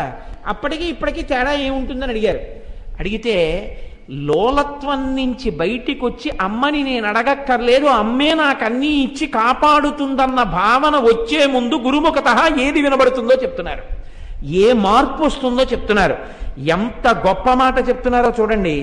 జడాస్తపోభిశ్లధయంతి దేహం బుధామనశ్చాపి వికారహేతుం శాముక్తమస్త్రం దశతీతి కోపాత్ క్షేత్తారముద్దిశ్య హినస్తి సింహ. ఒక వ్యక్తి చేతిలో ఒక కర్ర పట్టు కూర్చున్నాడు. అదో చిన్న కర్ర, హ్యాండ్ స్టిక్ అంటారే అంత చిన్నటిది. కూర్చుంటే ఒక కుక్క ఇంట్లో తిరుగుతుంటే ఈయన ఏం చేశాడంటే ఆ కుక్కకి ఆ కర్ర ఇలా విసిరాడు. విసిరితే కుక్క ఏం చేసిందంటే కర్ర ఎక్కడికి విసిరాడో అక్కడికి పరిగెత్తుకుంటూ వెళ్ళి నోటిలో కరుచుకుని ఆ కర్ర మళ్ళీ పట్టుకుని యజమాని దగ్గరికి వచ్చింది. వచ్చి అక్కడ వదిలిపెట్టింది. వదిలిపెడితే ఆ నోట్లో ఉన్న కర్ర మళ్ళీ తీసుకున్నాడు. తీసుకుంటే అది ఇలా ఇలా ఇలా ఇలా నాలిక జాపి చూస్తోంది. మళ్ళీ ఆయన ఏం చేశాడంటే కర్ర ఇలా విసిరాడు. మళ్ళీ కుక్క పరిగెత్తుకుంటే కర్ర ఎక్కడ పడుతుందో ఆ పడక ముందే పరిగెత్తింది కర్రతో పాటు. కర్ర ఇలా పడగానే నోటితో కరిచి పట్టుకుని మళ్ళీ పరిగెత్తుకుంటూ వెనక్కి వచ్చింది. వచ్చి ఇలా నిలబడింది. మళ్ళీ నోట్లో కర్ర తీసుకున్నాడు. ఇలా యజమాని ఎన్ని మాటలో కర్ర విసిరాడు. ఎన్ని మాటలు యజమాని కర్ర విసిరితే కుక్క అన్ని మాటలు పరిగెత్తి కర్ర తెస్తూనే ఉంది. ఈయన ఒకవేళ ఈ లోపల కర్ర విసరడం మానేసి కర్ర చేత్తో పట్టుకుని ఇటు తిరిగి భార్యతో ఏదో మాట్లాడుతున్నాడు అనుకోండి, అది అక్కడే నిలబడి కుక్క కర్ర విసురుతాడని తోక ఊపుతూ అలా నిలబడే ఉంది. ఆఖరికి ఆయన మాట్లాడేసి మళ్ళీ ఇటు చూసేటప్పటికి అది అలాగే పడుకుని ఉంది తోక ఊపుతూ. అంటే కర్ర విసురు, నేను పట్టుకొస్తానని. మళ్ళీ కర్ర విసిరాడు. మళ్ళీ వెళ్ళింది, మళ్ళీ తెచ్చింది. ఆఖరికి ఆయన ఆడి కర్ర అక్కడ బాధేశాన్ని లోపలికి వెళ్ళిపోయాడు. అది మాత్రం ఏం చేసిందంటే ఆ కర్రని పట్టుకుని రెండు కాళ్ళ మధ్యలో పెట్టుకుని నోటితో కొరుకుతూ తన పళ్ళల్లోంచే కారుతున్నటువంటి రక్తాన్ని చప్పరిస్తూ తాను ఏదో ఆహారాన్ని తింటుంటే మాంసాన్ని పీకుతుంటే దాంట్లో వస్తున్న నెత్తురు చప్పరిస్తున్న అనుభూతిని పొందుతూ ఆనందపడిపోతుంది ఆ కుక్క. ఈయన మరునాడు వచ్చి కూర్చున్నాడు. ఎక్కడి నుంచి వచ్చిందో ఒక సింహం ఒకటి అలా లోపలికి వచ్చింది. ఆయన చూశాడు, ఆ సింహం వచ్చి అలా నిలబడింది. నిలబడితే నిన్నటి రోజున సాయంకాలం వేళ కుక్క వచ్చింది. నేను ఇలా కర్ర విసిరాను, పరిగెత్తుకెళ్ళి పట్టుకుని వచ్చింది. ఆ కుక్కకి తోకుంది, ఈ సింహానికి తోకుంది. ఆ కుక్క భూమికి అడ్డంగా ఉంది, సింహం కూడా అడ్డంగా ఉంది. కుక్కకి నోరుంది, సింహానికి నోరుంది. కుక్కకి పళ్ళున్నాయి, సింహానికి పళ్ళున్నాయి. కుక్కకి 4 కాళ్ళున్నాయి, సింహానికి 4 కాళ్ళున్నాయి. కాబట్టి ఇది కూడా తెస్తుంది అనుకున్నాడు. అనుకుని ఆయనకి సింహము అని తెలియదు. తెలియక ఏం చేశాడంటే కర్రీలా విసిరాడు. ఆ సింహం ఏం చేసిందంటే కర్ర దగ్గరికి వెళ్ళడం మానేసి ఎవడు కర్ర విసిరాడో వాడి మీద పడింది. బాగా పట్టుకోగలిగారా? కుక్కగా బతికితే కర్ర తేవడమే అలవాటు అవుతుంది. ఒక్కసారి సింహం అయితే కర్ర విసిరిన వాడి మీద పడడం అలవాటు. కోరికల వెంట పడడం అలవాటైతే కుక్క కర్ర పట్టుకున్నట్టు ఆ కోరికల వెంట తిరుగుతూనే ఉంటాం. ఆ కోరిక తీరిందన్నప్పుడల్లా దాంట్లోంచి నిత్తురు రావట్లేదు, నీ పళ్ళల్లోంచి నిత్తురు వస్తుంది. సుఖం కొత్తగా రావట్లేదు, నీలో ఉన్నది ఉద్భుతమవుతోంది. తీరిందని వెంపర్లాడి నీ జీవితం పాడు చేసుకుంటున్నావు.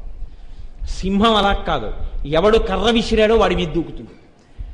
నువ్వు సింహం అవగానే నీ లోలత్వం పోయి ఏమిటి నాకు ఈ వెర్రి కోరికలు, ఎంత వయసు వస్తున్నా ఈ కోరికలకు హద్దు లేదా అని నువ్వు కోరికల మీద పడతావు.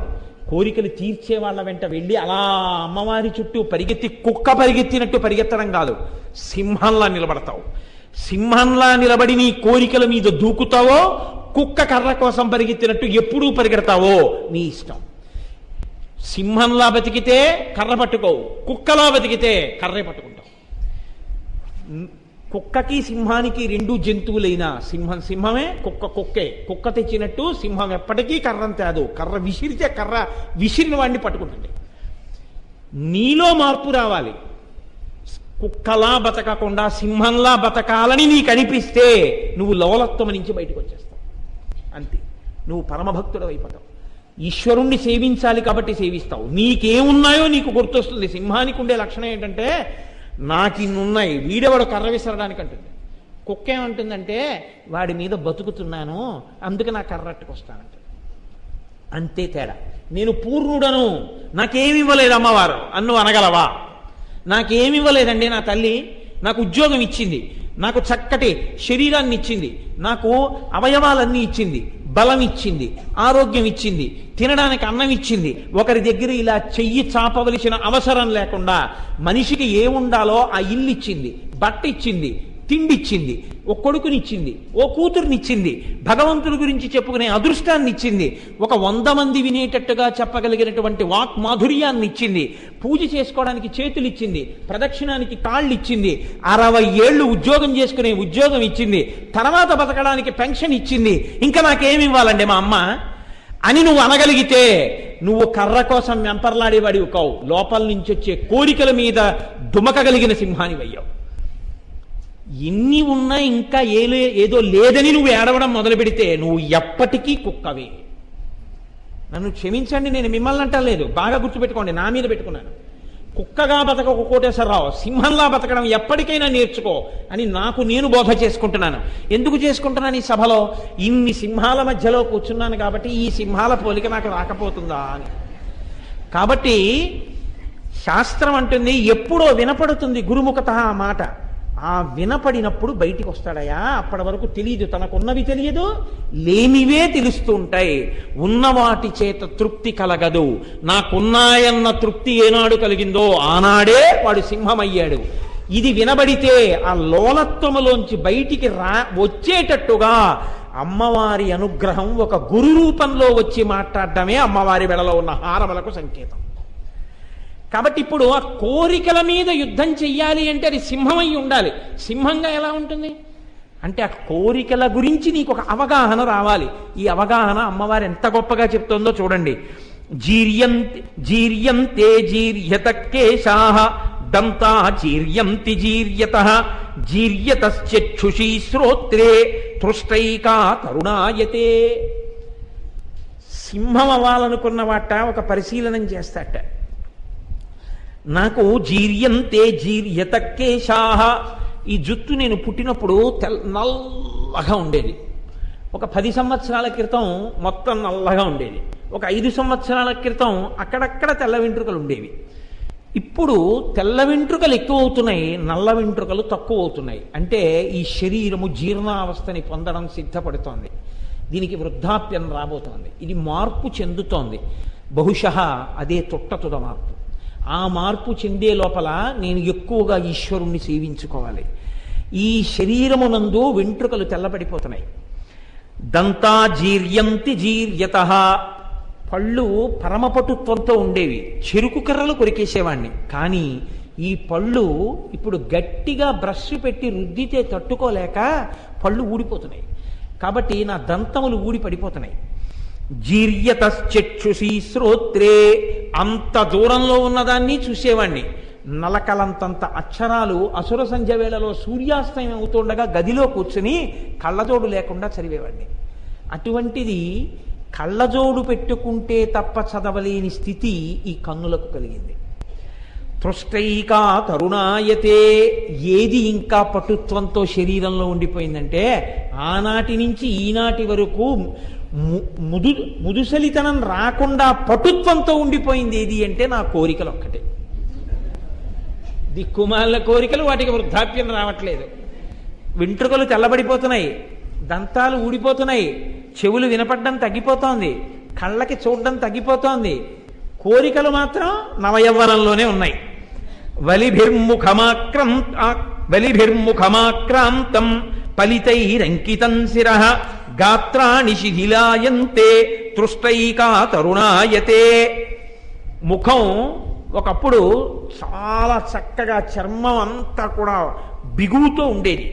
మెల్లమెల్లగా ముఖం మీద ముడతలు ప్రారంభమయ్యాయి, నుదురు మీద మడతలు ప్రారంభమయ్యాయి, చిక్కిళ్ల మీద మడతలు ప్రారంభమయ్యాయి. అంటే శరీరము చర్మము జారిపోయి మడతలు పడిపోవడం ప్రారంభమైపోయింది. ఫలితైరంకితం శిరః, తల ఇలా పెట్టి ఉండలేను, ఇలా పెట్టి ఉండలేను, ఏదో నిప్పి ఇలా కూర్చోలేను, జుత్తా నిరిసిపోతోంది. గాత్రాణి శిథిలాయంతే, శరీరంలో ఒక్కొక్క అవయవం శిథిలం అయిపోతున్నాయి. ఇలా పద్మాసనం వేసుకుని తెల్లవారుజామున 3 గంటలకి పూజలో కూర్చుంటే 9 అయ్యేంత వరకు 6 గంటల సేపు ఈ కాలు ఇలా ఎత్తకుండా ఒకనాడు పూజ చేసేవాడిని. ఇప్పుడు ఇలా కూర్చుంటే ఒక 4 గంటలు పూజ చేయగలను. 4 గంటలు మించి కూర్చుందామంటే ఇక్కడెక్కడో నొప్పి పెడుతుంది. అంటే ఇవన్నీ నా గురించి చెప్పుకుంటున్నాను అనుకుంటున్నారేమో. నేనేం అలా పూజ ఎప్పుడు చేస్తే శుభ్రంగా బాగే పొడుగుండేవాడినేమో. నా గురించి చెప్పుకుంటున్నాను అనుకోకండి. అంటే అవయవములు శిథిలం అవ్వడం అన్నది సభ మీద పెట్టి చెప్పకూడదు, తప్పది. మీకు శిథిలం అయిపోతున్నాయి అలా మాట్లాడకూడదు. అందుకని నా మీద పెట్టి చెప్పుకోవాలి. అందుకని అవయవములు శిథిలం అయిపోతున్నాయి. కూర్చుందామంటే మోకాళ్ళ నొప్పులు, ఏదైనా ఓ పని చేద్దామంటే ఒళ్ళు నొప్పులు, ఎక్కడికైనా వెళ్ళి కాస్త చలిగాల్లో నిలబడి ఇంటికి వస్తే పడిశం పట్టేస్తుంది, లేకపోతే దగ్గు వచ్చేస్తుంది, కాస్త ఎండలో అలా దేవాలయానికి వెళ్ళొస్తే జ్వరం వచ్చేస్తుంది, కాస్త ఏదైనా మధుర పదార్థం తింటే షుగర్ రీడింగ్ ఎక్కువైపోతుంది, ఎక్కడైనా చిన్న పిసరి ఇలా గోక్కుంటే ఆ పుండు తగ్గాలంటే 15 రోజులు ఇన్సులిన్ పుచ్చుకోవాలి. ఏమైపోయింది శరీరం? శిథిలాయంతే, శరీరం అంతా శిథిలమైపోతుంది, సంధిబంధములన్నీ విడిపోతున్నాయి. కాబట్టి తృష్ణైకా తరుణాయతే, ఒక్కదానికి మాత్రం బిగువు చడలట్లేదు, తెల్లబడట్లేదు, అది ఏమీ శిథిలం అవ్వట్లేదు. ఏమిటది? కోరిక. ఎప్పుడూ కోరికలు మాత్రం వెంబడిస్తూనే ఉన్నాయి. అలాగా ఏదో కోరిక, దిక్కుమాలిన కోరికలు. ఈ కోరికలకి అంతు లేకపోవడం వల్ల ఘర్షణల వల్ల దెబ్బలాట్ల వల్ల ఏడుపులలో పెడబబ్బల్లో అల్లర్లు. వాళ్ళకి మనశ్శాంతి ఉండదు, ఇంకోళ్ళకి మనశ్శాంతి ఉండనివారు. యథా వ్యాళ గళస్తోపి భేకోదాంశానపేక్షతే తథా కాలాహినాగ్రస్తో జీవో భోగాన శాశ్వతాన్. ఏమిరా ఇన్నాళ్ళు పెద్దవాడిని అయిపోయాను, చేసిన నాళ్ళు చేశాను, 500 కాగితంకి 100 కాగితంకి తేడా తెలియట్లేదు, 5 రూపాయల బిళ్ళకి 10 రూపాయికి తేడా తెలియట్లేదు.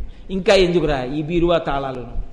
ఇంకా నుంచి నాన్న ఏదో కొద్దిగా అమౌంట్ ఉంటే ఎప్పుడైనా నువ్వు లేనప్పుడు అవసరమైతే ఓ ఏటీఎం కార్డులో కొద్దిగా ఉంచు, మిగిలినవి బ్యాంక్ అకౌంట్లు అవన్నీ నీ పేరు మీద పెట్టేస్తున్నాను అమౌంట్లు. ఇంక నుంచి పూజ కూడా నువ్వు చెయ్యి, ఇంట్లో మంచి రోజు చూసుకుని. ఇక నుంచి నేను మానస పూజ చేస్తుంటాను, ఎందుకంటే అభిషేకం చేయబోయి పాత్రలు చేతులు తగిలి కింద పడిపోతున్నాయి అస్తమానం. పూర్వంలా బిగువు లేదు, చేయలేకపోతున్నాను పూజ. ఇక నుంచి నువ్వు చెయ్యి పూజ. నీరాజనం ఇచ్చేటప్పుడు నన్ను పిలువు, వచ్చి కళ్ళకద్దుకుంటాను. కోడలికి అప్పచెప్తున్నాను, మన వంశం యొక్క ఆ గౌరవం పోకుండా ఇంటి మర్యాద నిలబెట్టండి. ఇక నుంచి నేను ఎక్కువ ఏదైనా పారాయణ చేసుకుంటూ రామాయణ భారత భాగవతాలు చదువుకుంటూ భగవత్కీర్తనలు వింటూ దేవాలయాలను సేవిస్తూ నేను ప్రశాంతంగా గడుపుతాను. అన్నిటికీ నువ్వు నన్ను బయటికి పిలవక్కర్లేదు, నేను ఒక గదిలో ఉండి ప్రశాంతమైన జీవితం గడుపుతాను అంటాడని మీరు అనుకుంటున్నారా? అప్పుడే అక్కర్లేని తిరుగుళ్ళన్నీ కల్పించుకుంటాడు తిరుగుడు. ఎందుకో తెలుసా అండి? అసలు కారణం ఏకాంతంగా ఈశ్వరుణ్ణి సేవించలేడు. ఈశ్వరుడిచ్చిన ఆ కొద్దిపాటి శక్తిని కూడా లౌకికానికి ఖర్చు పెడుతూనే ఉంటాడు. ఎంత తిరుగుడు పిచ్చో, తిరుగుతూనే ఉంటాడు అలాగా. ఇంకా ఎంత పిచ్చో, ఇంకా డబ్బు నా పేరు మీద ఉండాలంటాడు, ఇంకా బీరువాలు నా పేరు మీద ఉండాలంటాడు, అన్నీ నాకు తెలిసి జరగాలంటాడు. ఇంకేమిటి నీకు తెలిసి జరగాలి? చేస్తాడు పిల్లాడు, వాడికి తెలిసింది, వాడిని చేయని. నీ అనుమానం వస్తే నాన్నగారండి ఇలా చేయనా అన్నప్పుడు సలహా చెప్పు. నువ్వు ఈశ్వరుణ్ణి మానసికంగా ఆరాధన చేస్తూ నీ కొడుకు తొట్టుపడకుండా నువ్వు చక్కగా ఉపాసన చెయ్యి. ఒక్కనాటికి చెయ్యలేడు, ఒక్కనాటికి సంఘ పరిత్యాగం చెయ్యలేడు. ఇంకా ఏదో కోడల మీద ఏడుపు, ఇంకా ఏదో భర్త మీద ఏడుపు, ఇంకా కొడుకుల మీద ఏడుపు. నాకు ఆశ్చర్యంగా ఉంటుంది లోకాన్ని చూస్తుంటే. కొడుకంటే ఇష్టం, కోడలంటే ఇష్టం లేదు. ఆ కొడుకు ఎలా సంతోషంగా ఉంటాడు నాకు చెప్పండి? అన్నం తింటున్నావా, గడ్డి తింటున్నావా? నీవు కోడ ఇప్పుడు రెండో హారం ఇది అంటే నువ్వు నాకన్ని ఇచ్చావు కదా, నాకు ఇచ్చినదంతో నిన్ను సేవిస్తానని అనగలవా? అలా నువ్వు ధైర్యం చేసి అంటే చాలు. అమ్మవారు సంతోషపడిపోయి కొన్ని హృదయాలు తమ హద్దులు కూడా తమ శక్తి కూడా చూసుకోకుండా ముందుకొస్తాయి. వస్తే అమ్మవారు అమ్మా నువ్వు చేసేసినట్టే, అంత వద్దులే అంటే వారిని నిరుత్సాహపరచడం కాదు, వారు చేసేసినట్టే. అమ్మవారు స్వీకరించేసింది. ఆ మాట చాలండి, ఆ తెగువ చాలు. ఆ మాట అన్నందుకు పొంగిపోతుంది అమ్మవారు. కానీ మనం ఏమిటంటే అన్నిటికీ ముందుకొస్తాం. ఈశ్వరుడి విషయంలో ముందుకి రావడానికి ఎంత బెంగో. అంత అవసరం అంటారా? అంత అవసరం అంటారా అంటాడు. గోదానం 11 రూపాయలు చాలదా? హిరణ్యదానం ఓ తుణక చాలదా అంటాడు. అన్నిటికీ ఎంత నాశో ఒక్క ఈశ్వరుడి విషయంలో. మీరు చూడండి, దేవాలయాల ముందు ఉండేటటువంటి కొట్లల్లో అరటిపళ్ళ గెలలు ఉంటాయి. అవి ప్రత్యేకం ఈశ్వరుడి కోసం తెస్తారు. పావలాకి 4 అరటిపళ్ళు ఇస్తారు, అవి ఇంతంతే ఉంటాయి. నేను అన్నానని అనుకోవద్దు, మీరు గమనించండి. భగవంతుడి దేవాలయాల ముందు అరటిపళ్ళ కొట్లు ఉంటాయి. అవి ముగ్గం అరటిపళ్ళు, ఆకుపచ్చగానే ఉంటాయి. అవి కోసేసి ఇచ్చేస్తారు. డజను 3 రూపాయలు 4 రూపాయలు. ఈ అరటిపళ్ళు, ఈ ఆకుపచ్చగా ఉన్న అరటిపండు తీసుకెళ్లి పెడితే ఆ పండు ఇలా ఒలిచారనుకోండి, అది తొక్క రాదు, అంటుకుపోయి పొర కింద ఊడిపోతుంది, ఆకుపచ్చతనం ఉండిపోతుంది. ఇది పెట్టి ఓం ప్రాణాయ స్వాహ, ఓం అపానాయ స్వాహ, నీకు నీ తల్లి జఠరాగ్నినిచ్చి, మధుర పదార్థాలు ఇచ్చి, ఉద్యోగం ఇచ్చి, ఐశ్వర్యం ఇస్తే నీ జన్మాంతరంలో 2 అరటిపళ్ళు 2 రూపాయలు పెట్టి 2 చక్రకేళి పళ్ళు నువ్వు పెట్టలేదు. కానీ నువ్వు తినడానికి నా తల్లి ఎన్ని చక్రకేళీల అత్తలాల్ని ఇంటికి పంపించిందో, ఎన్ని పళ్ళు తింటే జీర్ణం చేసిందో తెగించి 2 రూపాయలు పెట్టి నువ్వు అరటిపళ్ళు కొనలేవు. అది నా బతుకు. ఈ విచారణ చేసుకుంటే లోలత్వంలోంచి బయటికి వచ్చాడని గుర్తు. నేనేం చెయ్యగలుగుతున్నాను? ఈ తాపత్రయం వస్తే నువ్వు తీసుకొచ్చి పెట్టేయమని అమ్మవారు చెప్పదు. నీ ఇల్లు అమ్మేయి, నీ ఆస్తి అమ్మేయి నాకు పెట్టేయి అని తల్లి ఎప్పుడూ అడగదు. ఆ భావన నీకుంటే, భావన మాత్ర సంతుష్టాయై నమః, ఆ కృతజ్ఞతతో నువ్వు నిలబడగలిగితే చాలా అమ్మ పొంగిపోతుంది. ఇప్పుడు ఈ పొంగు 2వ హారం పట్టుకోగలిగారా జాగ్రత్తగా? ఇప్పుడు ఇది వాంఛనీయం, ఈ స్థితికి రావాలి మనిషి. ఇప్పుడు పూజ చేస్తాడు. కానీ ఎందుకు చేస్తాడు అంటే ఇత పూర్వం ఇంద్రియములతో సుఖములను అనుభవించడం కోసమని పూజ చేసేవాడు. ఆ పూజకి హేతు ఏమిటంటే నువ్వేదో కోరిక తీర్చాలి, నేను సుఖం అనుభవించాలి. ఇప్పుడు మీరు చాలా జాగ్రత్తగా పట్టుకునే ప్రయత్నం చేయండి. ఇంద్రియ సుఖాలకై అవివేకులు తిరుగుతున్నారు లోలత్వంతో. దీన్ని ఎంత గొప్పగా చెప్పారంటే రెండో హారం గురించి, యా ప్రీతి రస్తి విషయేష్వేక భాజాం సైవాచ్యుతే భవతి భక్తి పదాభిధేయ భక్తిస్తు కామా ఇవ తత్కమనీయ రూపే తస్మాన్ మునే రజనికాముక వాక్యభంగి. హద్దు అవధి అని ఉంటాయి. మీరు అమ్మవారిని ఒక విషయం కోరారండి, అమ్మవారు మీకు ఇచ్చేసింది. ఒక ఉదాహరణ చెప్తాను. నేనే అమ్మ నాకు ఏసీ ఇయ్యి అని అడిగాను, అమ్మవారు ఏసీ ఇచ్చేసింది. ఇప్పుడు ఏసీ ఇచ్చాను కదా, కాలంతో సంబంధం లేకుండా నీ ఇంట్లో ఏసీ ఆన్ అయిపోతుంది అందనుకోండి అమ్మవారు. శీతాకాలంలో ఆ ఏసీ ఇంట్లో ఉండడం నాకేమవుతుంది? దుఃఖ కారణం అయిపోయి నేను ఏసీ లేని ఇంటికి వెళ్ళి పడుకోవాలి కదండి. అందుకని అమ్మవారు ఏం చేసిందంటే, నీకు వేడిగా ఉన్నప్పుడు వాడుకోని శక్తినిచ్చింది దానికి. అమ్మవారు పవర్ అండి, కరెంట్ ఉంటే కదా ఆ ఏసీ. ఇప్పుడు చూడండి, లోకంలో మీరు అమ్మవారిని లోలత్వంతో తెచ్చుకున్న సుఖాలు ఏ ఉన్నాయో అవన్నీ దుఃఖములే, సుఖముగా ఒక అవధిలో కనబడతాయి అంతే. ఏసీ, మంచి రోహిణీ కార్తీ బెడ్రూమ్లో ఏసీ వేసుకుని వెళ్ళి పడుకున్నాడు. అమ్మాయ ఎంత హాయిగా ఉందో అన్నాడు. మీరు చూడండి, దానికి ఆటోమేటిక్ స్టాపర్ బటన్ ఉంటుంది. 2 గంటల తర్వాత అది ఆగిపోయేటట్టుగా రిమోట్లో ఏర్పాటు చేసి పడుకుంటాడు. ఎందుకని? అలా పడుకోలేదనుకోండి, 2 గంటల తర్వాత ఊహూజని ఇవ్వడాక లోకముర్వీనాథ గడగడగడగడగడగడ చలేస్తుంది. చలేసి ఇప్పుడు ఏమని ఏడుస్తాడో తెలుసా అండి? పోనీ శీతాకాలంలో అలా హృదయ కప్పు పడుకుంటాడు అనుకుంటున్నారా? బోల్డ్ అంత కరెంటు బిల్లు అయిపోతుంది, ఇంకా చల్లపడింది కదా కట్టేద్దామంటే. ఇప్పుడు ఏమైంది? మళ్ళీ ఏడిపే. అమ్మవారు చల్లతనం ఇచ్చినా లోపల వేడే, కరెంటు బిల్లు అయిపోతుందని ఏడుపు, స్లాబ్ మారిపోతుందని ఏడుపు, 2 గంటలు వేసి కట్టేద్దామని ఏడుపు. ఇలా కట్టేసినటువంటి తర్వాత ఓ 2 నెలలు పోయిన తర్వాత లంగ్ ఇన్ఫెక్షన్ వస్తుంది. డాక్టర్ గారి దగ్గరికి వెడితే ఆయన అంటాడు, నువ్వు ఏసీ ఆన్ చేసుకోవడం కోసం తలుపులన్నీ వేసేస్తున్నావు కదా, ఒక్క కన్నం కూడా లేకుండా. ఏసీ వర్క్ చేసినంతసేపు రూమ్లో గాలి బయటికి వెళ్ళిపోతుంది. ఏసీ కట్టేసి పడుకున్నాక ఆ గాలి అక్కడే ఉంటుంది. కాబట్టి నీకు ఫ్రెష్ ఎయిర్ దొరకట్లేదు, దానివల్ల లంగ్స్ ఇన్ఫెక్ట్ అవుతున్నాయి. నువ్వు వేసుకుంటే ఏసీ వేసుకుని ఏసీ ఆఫ్ చేసినప్పుడు కిటికీ తలుపులు తీసుకో, లేదా అసలు ఏసీ మానేసి కిటికీ తలుపులు తీసుకో పడుకో అంటాడు. ఇప్పుడు మళ్ళీ ఏడుపు. ఎందుకని? ఏసీ కట్టడానికి లేద్దామా, కిటికీ తలుపులు తెరుద్దామా, ఉన్న చలిపోతుంది, బయట నుంచి వేడిగాలి వస్తుంది. కిటికీ తలుపులు తెరవలేదా, ఊపిరితిత్తులు పోతాయి. ఏసీ రాత్రంతా ఉంచుదామా, కరెంటు బిల్లు అయిపోతుంది. ఇప్పుడు ఏమైంది? ఏసీకి ఒక అవధి వచ్చేసింది. పోన్లేండి, అసలు ఎంత స్లాబ్ అయినా కట్టేసి ఎంత సంపాదించేద్దాం. ఇప్పుడు ఎక్కువ తిరగడం వల్ల ఏమవుతుందంటే నీకు స్ట్రెస్, టెన్షన్ ఎక్కువైపోయి బీపీ ఎక్కువగా ఉంటుంది, నువ్వు ఇంత తిరక్కంటారు. ఎక్కువ ఆలోచించక 4 రోజులు రూమ్లో కూర్చోంటారు. ఇప్పుడు మళ్ళీ ఏడుపు. నీకు ఏ సుఖమని నువ్వు పిలుస్తున్నావో, లోలత్వంతో అమ్మవారి దగ్గర దేనికి తిరిగావో, ఆ సుఖములని నువ్వు అనుకున్నవన్నీ దుఃఖము యొక్క అభాష. వాటికి అవధులున్నాయి. ఆ అవధిలోనే అవి సుఖాన్ని ఇస్తాయి. ఆ అవధి దాటగానే అది దాని దుఃఖ స్వరూపాన్ని బయటపెట్టేస్తుంది. నేను దుఃఖము చెప్పేస్తుంది. మామిడి పళ్ళు తినాలనుందండి, మామిడి పళ్ళు తినాలనుందండి అంటాడు. ఇంత గిన్నెతో మామిడి పళ్ళ రసం పిండేసి ఇచ్చి 6 గ్లాసులు పుచ్చేసుకో అన్నారు అనుకోండి, ఏమంటాడో తెలుసా అండి? ఒక 2 గ్లాసులు తాగి, అమ్మో బాబాయ్ కడుపు నిండిపోయి ఇంకొద్దండి, వాంతి వచ్చేట్టుందంటే ఏమైంది? దుఃఖం అయిపోయింది. మీకు నేను ఒక ఆశ్చర్యకరమైన విషయం చెప్తానండి. మీ ఇంట్లో 10 రోజులు అలా యాపిల్ పళ్ళు కనపడ్డాయి అనుకోండి, మీరేం తినలేదు వాటిని. 11వ రోజు యాపిల్ పళ్ళ ముక్కలు ఇంకోళ్ళ ఇంటికి ఎడితే పెట్టారనుకోండి, మీరు అంటారు వద్దండి యాపిల్ పళ్ళు. ఎందుకో తెలుసా అండి? ఒక్కటే కారణం, రోజు చూసి చూసి చూసి చూసి యాపిల్ పండు తినబుద్ది.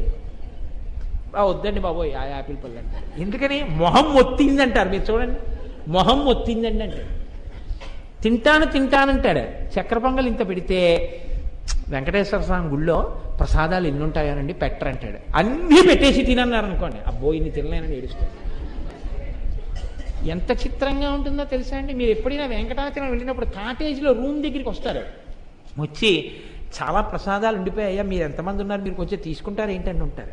అంటే పట్టికెడదామంటే పాసిపోతాయి, పారేద్దామంటే పారేయలేడు, తిందామంటే కడుపు పట్టదు, అందుకు ఇస్తున్నాడు. ఇప్పుడు అది ప్రసాదం కాబట్టి వినిమయం చేస్తున్నాడు, ఇంట్లోదైతే ఒక్కనాటికి వండడు పెట్టడు. కాబట్టి నీవు సుఖము అని దీన్ని పిలిచావో వాటికన్నింటికి అవధులున్నాయి. ఆ అవధిలోనే అది సుఖం తప్ప ఆ అవధి దాటిపోయిన తర్వాత అది నీకు సుఖం కాదు, అది నీకు దుఃఖమే తప్ప. అది నీకు సుఖం అని నువ్వు అనుకుంటున్నావు, కానీ అది ఒక్కనాటికి నీకు సుఖము కాదు. ఏది నిజమైన సుఖము?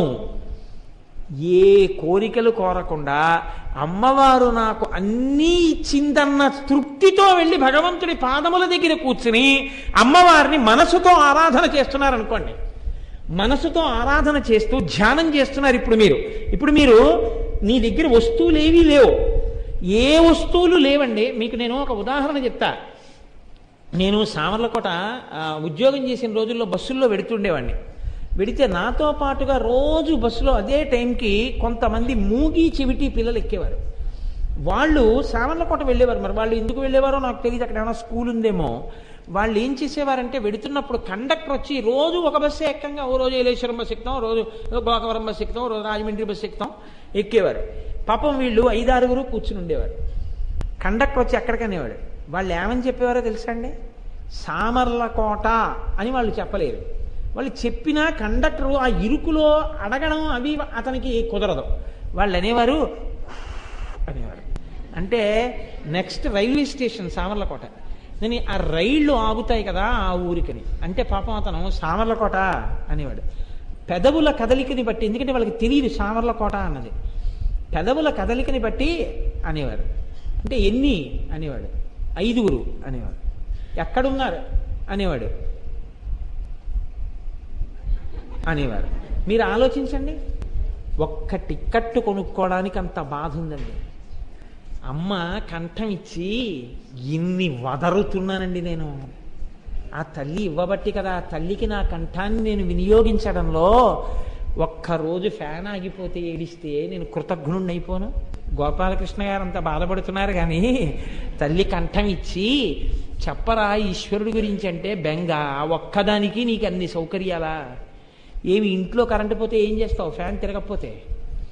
కాబట్టి భగవంతుడి విషయంలో ఆ సామర్లకోట వెళ్తున్నప్పుడు నాకు అనిపించేది, అమ్మా నాకు ఎంత ఇచ్చావమ్మా, నాకు కంఠం ఉంది, సామర్లకోట ఒక టికెట్ అని ఇచ్చేస్తాను, డబ్బులు చిల్లర జేబులో పెట్టుకుంటాను. ఇచ్చావు కాబట్టి కంఠం, ఎన్ని అక్కర్లేని మాటలు మాట్లాడుతూ వెడుతుంటాను. లేనివాడికి తెలుసు ఆ కంఠం విలువ. వాడు ఒక్క మాట మాట్లాడలేడు. వాడికే కానీ 1 గంట మాట్లాడే అవకాశం ఇవ్వనా అంటే వాడు ఎంత పొంగిపోతాడో జీవితంలో. అమ్మ నాకు ఇచ్చావు కదా, కాబట్టి అమ్మ భీష్మేకాదశి నాడు విష్ణు సహస్రం చదువుతానమ్మా అంటే అమ్మ సంతోషిస్తుంది.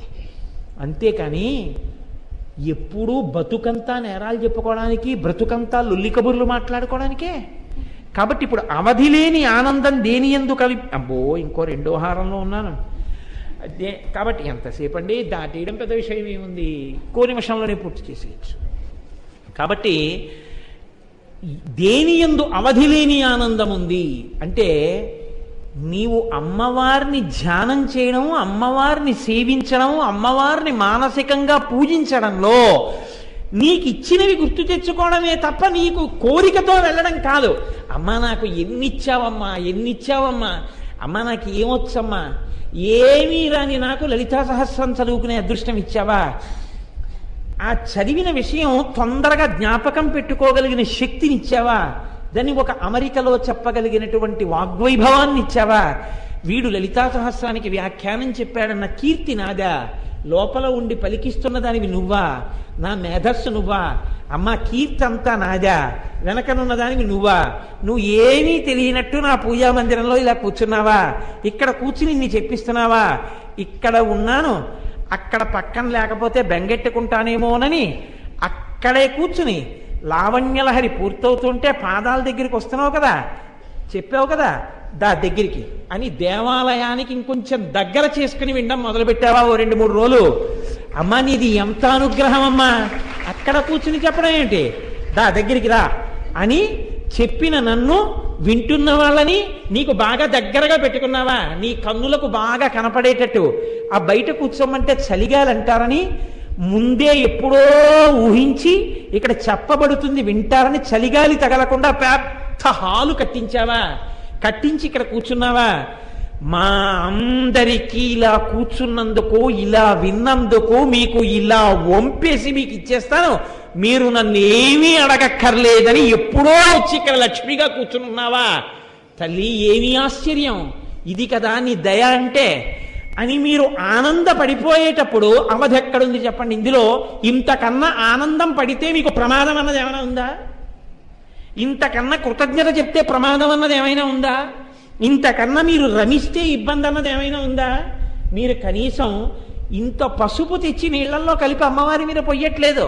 మీరు ఇక్కడ కళ్ళు మూసి కూర్చుంటే, అమ్మవారు తెల్లటి స్నానశాటి కట్టు కూర్చుంటే, మీ పక్కన మీ భార్య బంగారు పాత్రలో నింపి మీకు పసుపు నీళ్ళు ఇస్తుంటే, ఆ పసుపు నీళ్ల పాత్ర ఎత్తి అమ్మవారి తలమించి పోస్తుంటే, తెల్లటి చీర పచ్చగా అయిపోతే, తల దగ్గర నుంచి తడిసిపోయి నొక్కులు జుత్తు ఇలా అంటుకుపోయి అమ్మవారి ఒంటి నుంచి ఆ నీళ్ళన్నీ పడిపోయి తడిసిపోతుంటే, అమ్మా ఇంత అభిషేకం చేసేస్తున్నాను చలిగాల్లో, అమ్మ నీకు పడిశం పట్టదా అంటే, ఏం పట్టదు నాన్న, నీ ప్రేమ నేను చూస్తున్నాను రా అని అభిషేకం తీసుకుంటున్నావా తల్లి అని మీరు పరవశించిపోయి కొబ్బరి నీళ్లతో, పసుపు నీళ్లతో, మారేడు దళోదకంతో, ఆ తర్వాత అమ్మవారికి కస్తూరి జలాలతో, పుష్పోదకంతో, గంధోదకంతో, సుగంధ ద్రవ్యాలతో అలా అభిషేకం చేసేస్తున్నారనుకోండి మనసులో, మీకు ఎక్కడ ఏమి దానివల్ల మీ ఇంతకన్నా సుఖం,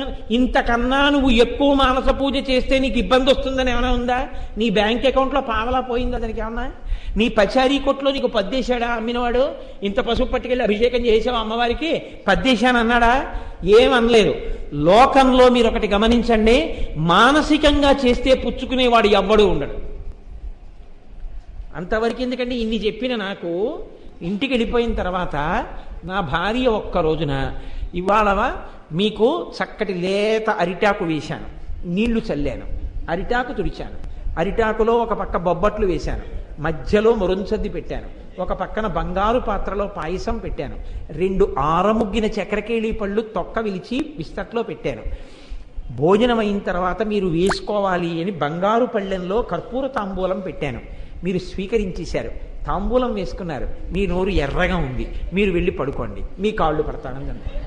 ఇవన్నీ ఎప్పుడు పెట్టావే అని అనుకోండి, మానసికంగా చేశాను అందనుకోండి. నీ మానస పూజ మండిపోను, ఇవన్నీ అక్కర్లేదు, కానీ కాస్త మరుగునీళ్ళల్లో రవ్వేసి కాస్త మజ్జిగలో కలిపి జావి తాగి పడుకుంటా, నీ బొబ్బట్లు అక్కర్లేదు, నీ మురం సద్ది అక్కర్లేదంట.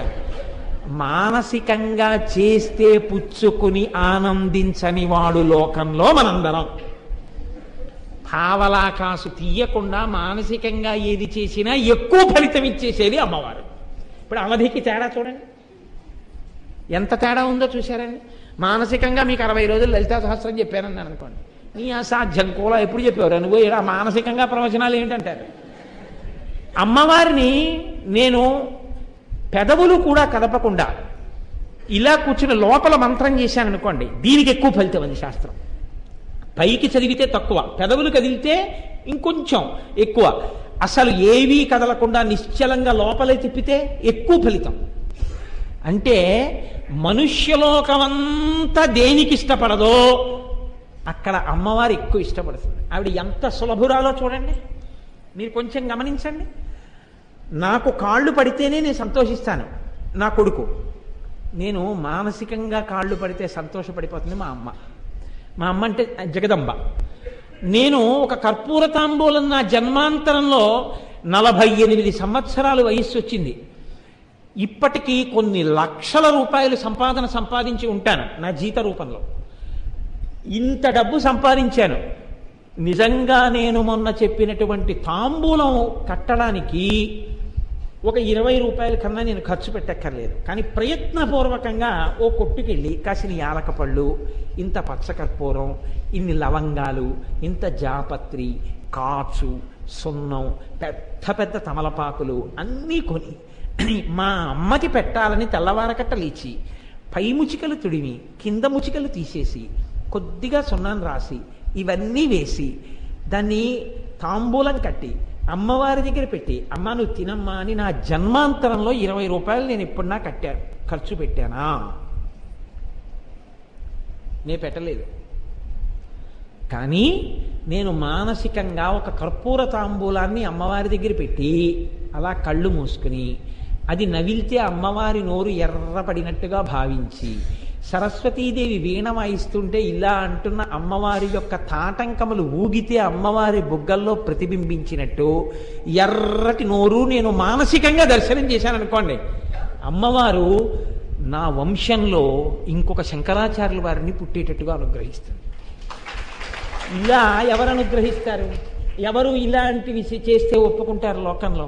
నేను మీకు కర్పూర తాంబూలం మానసికంగా ఇచ్చానండి అంటే ఎవరైనా ఒప్పుకుంటారా? మీరు ఎంత చెయ్యండి చేయించుకుంటారు, మీరు ఇంత చెయ్యడం ఆపండి మిమ్మల్ని తిడతారు. అది లోక సహజమైన విషయం. పెట్టని అమ్మ ఎలాగో పెట్టదు, పెట్టేదానివి నీకేం వచ్చిందే దుర్మార్గురాలా అన్నట్ట ముష్టేడు. పెట్టని వాళ్ళు ఎలాగో పెట్టరు, అందుకని పెట్టని అమ్మలు ఎలాగో పెట్టరు, పెట్టేదానివి నువ్వు పెట్టలేదు నీకేం వచ్చిందే దుర్మార్గురాలా అన్నాడు. ఇది లోక సహజం. పెట్టేవాడు ఒక్కరోజు పెట్టలేదనుకోండి అంతే మనకు కోపం వస్తుంది, ఏమొచ్చింది వాడికి అంటాం.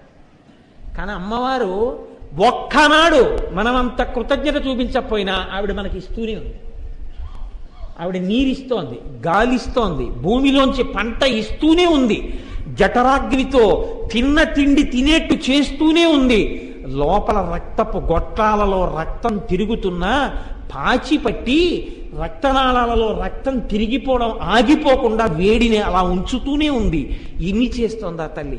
ఆ తల్లికి నువ్వు మనసా కృతజ్ఞతతో ధ్యానం చేస్తే ఆవిడ పొంగిపోతుంది. ఆ ధ్యానమునందు దుఃఖమేది, దానికి అవధేది? ఎంత చేస్తే కాదన్నారు, ఏది చేయకపోతే అడిగారు నిన్ను. ఈ భావనతో చేసిన పూజ ఏది ఉందో అది రెండవ హారం, చింతాకు పథకం. ఇప్పుడు దానికి కోరిక లేదు, కృతజ్ఞత. ఈ స్థితిలో ఉన్నవాడు కోరకపోయినా అమ్మవారు వెంటబడుతుంది. అది విచిత్రం. వాడు నోరు విప్పి అడగడం, కానీ వాడి వెంట అమ్మవారు పడుతుంది. మీకు నేను ఒక ఉదాహరణ చూపిస్తాను. కావ్యకంఠ గణపతి ముని అరుణాచలం వెళ్ళారు, తిరువన్నామలై. వెళితే వారితో పాటు వారి తమ్ముడు కూడా వచ్చాడు. ఆయనకి జఠరాగ్ని ఎక్కువ. ఆ పిల్లాడు అన్నయ్య ఆకలేస్తోంది, అన్నయ్య ఆకలేస్తోంది అంటున్నాడు. ఆ రోజున ఏకాదశి తిథి.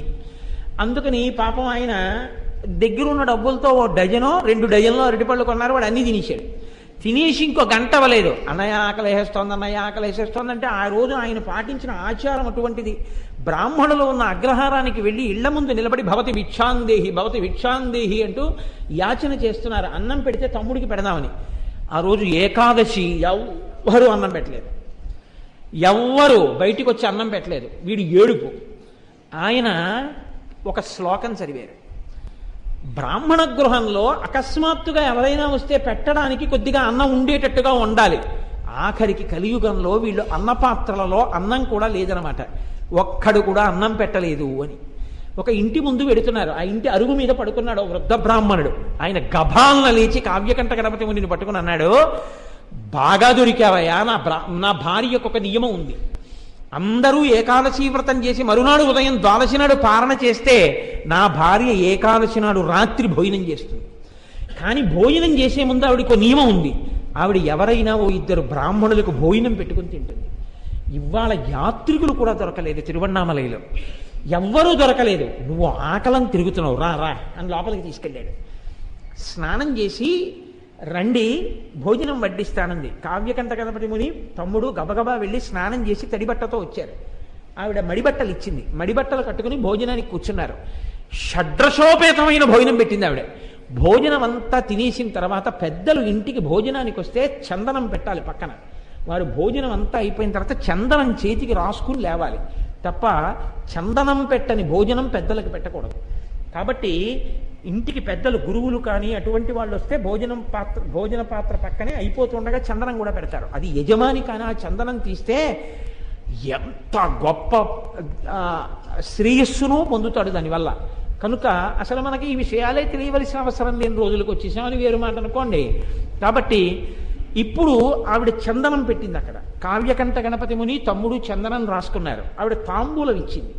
వీళ్ళు కడుపుల నిండా తినేశారేమో, కళ్ళు పడిపోతున్నాయి.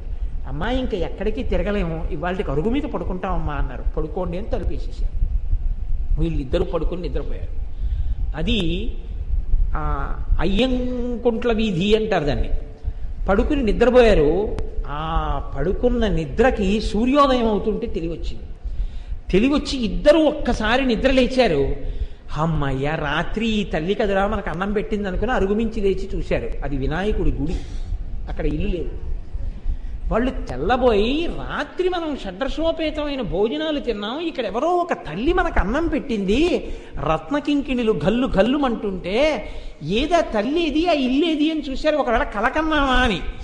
రాత్రి ఆవిడిచ్చిన తాంబూలాలు వాళ్ళ పక్కనే ఉన్నాయి అరుగు మీద, ద్రవ్యంతో కూడా.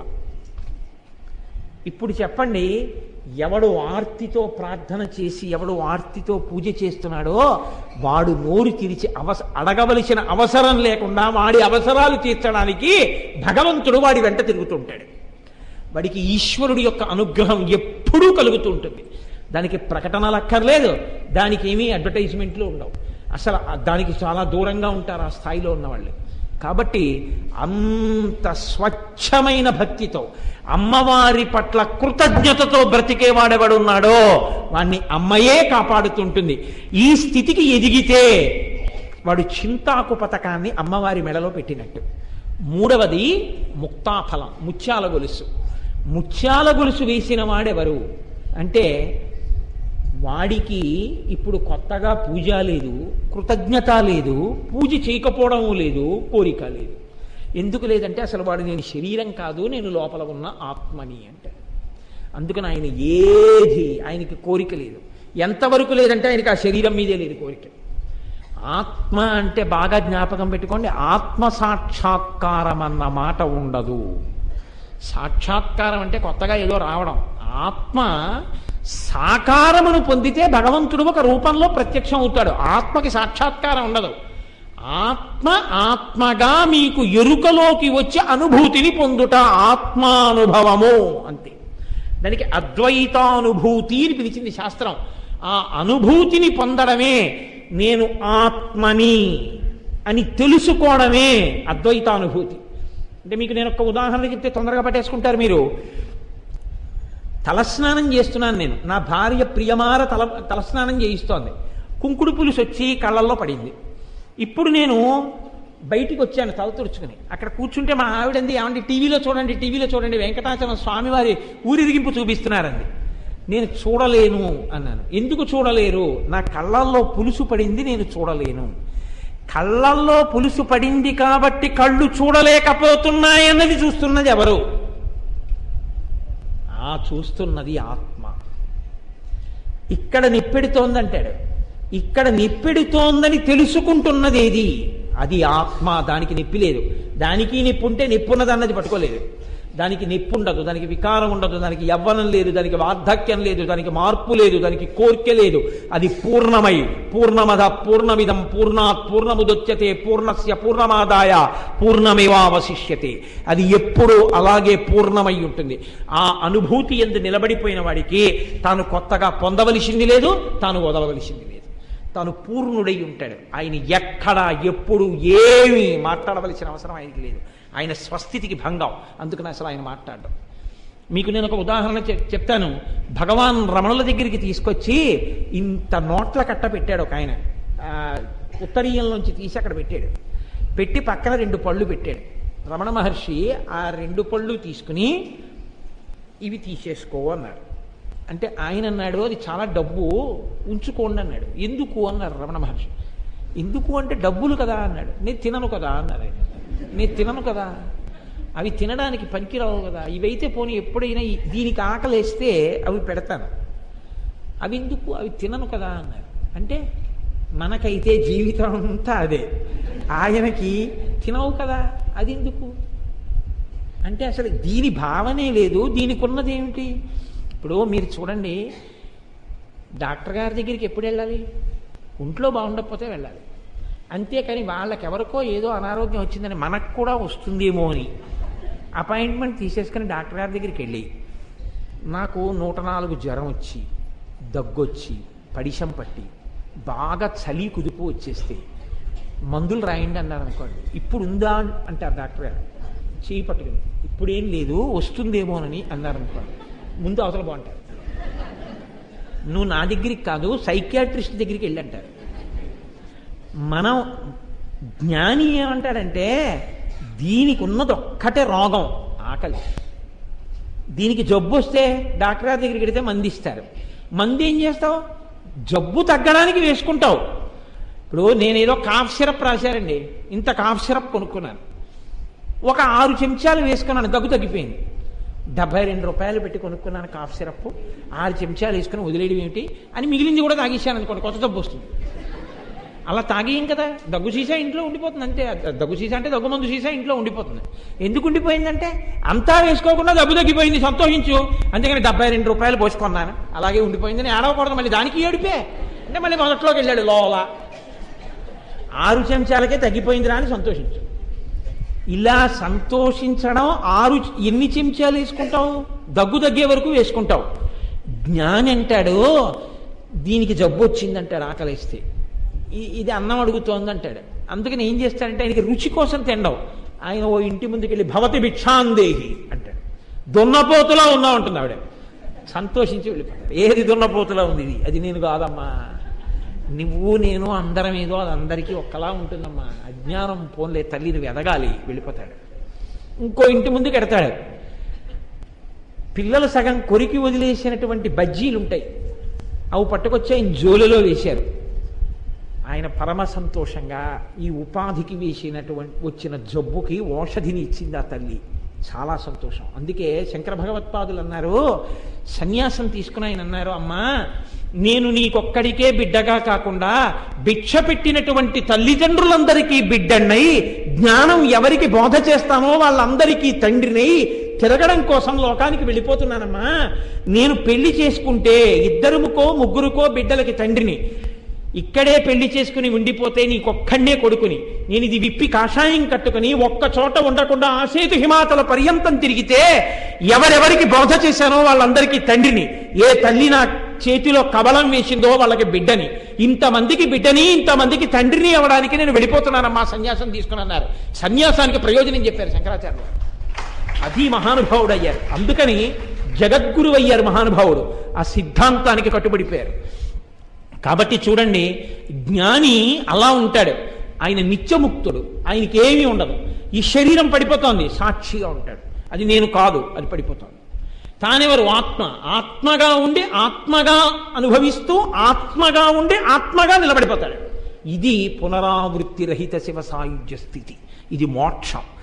ఈ మోక్షస్థితి కూడా ఎవరివ్వాలి లోకంలో? ఇంత జ్ఞానాన్ని కూడా ఎవరు ఇవ్వాలి? ఇది అమ్మవారి మెడలో వేసిన 3వ హారం, ముత్యాల హారం. ముక్తాహ అంటే ముత్యం, మోక్షం. ఈ మోక్షానికి వెళ్ళగలిగినటువంటి స్థితి కూడా ఇవ్వగలిగినటువంటిది అమ్మవారే. అమ్మవారి యొక్క అనుగ్రహం పొందడం కోసమని నువ్వు 3 రకములైన ఆభరణములు వేయవలసి ఉంటుంది.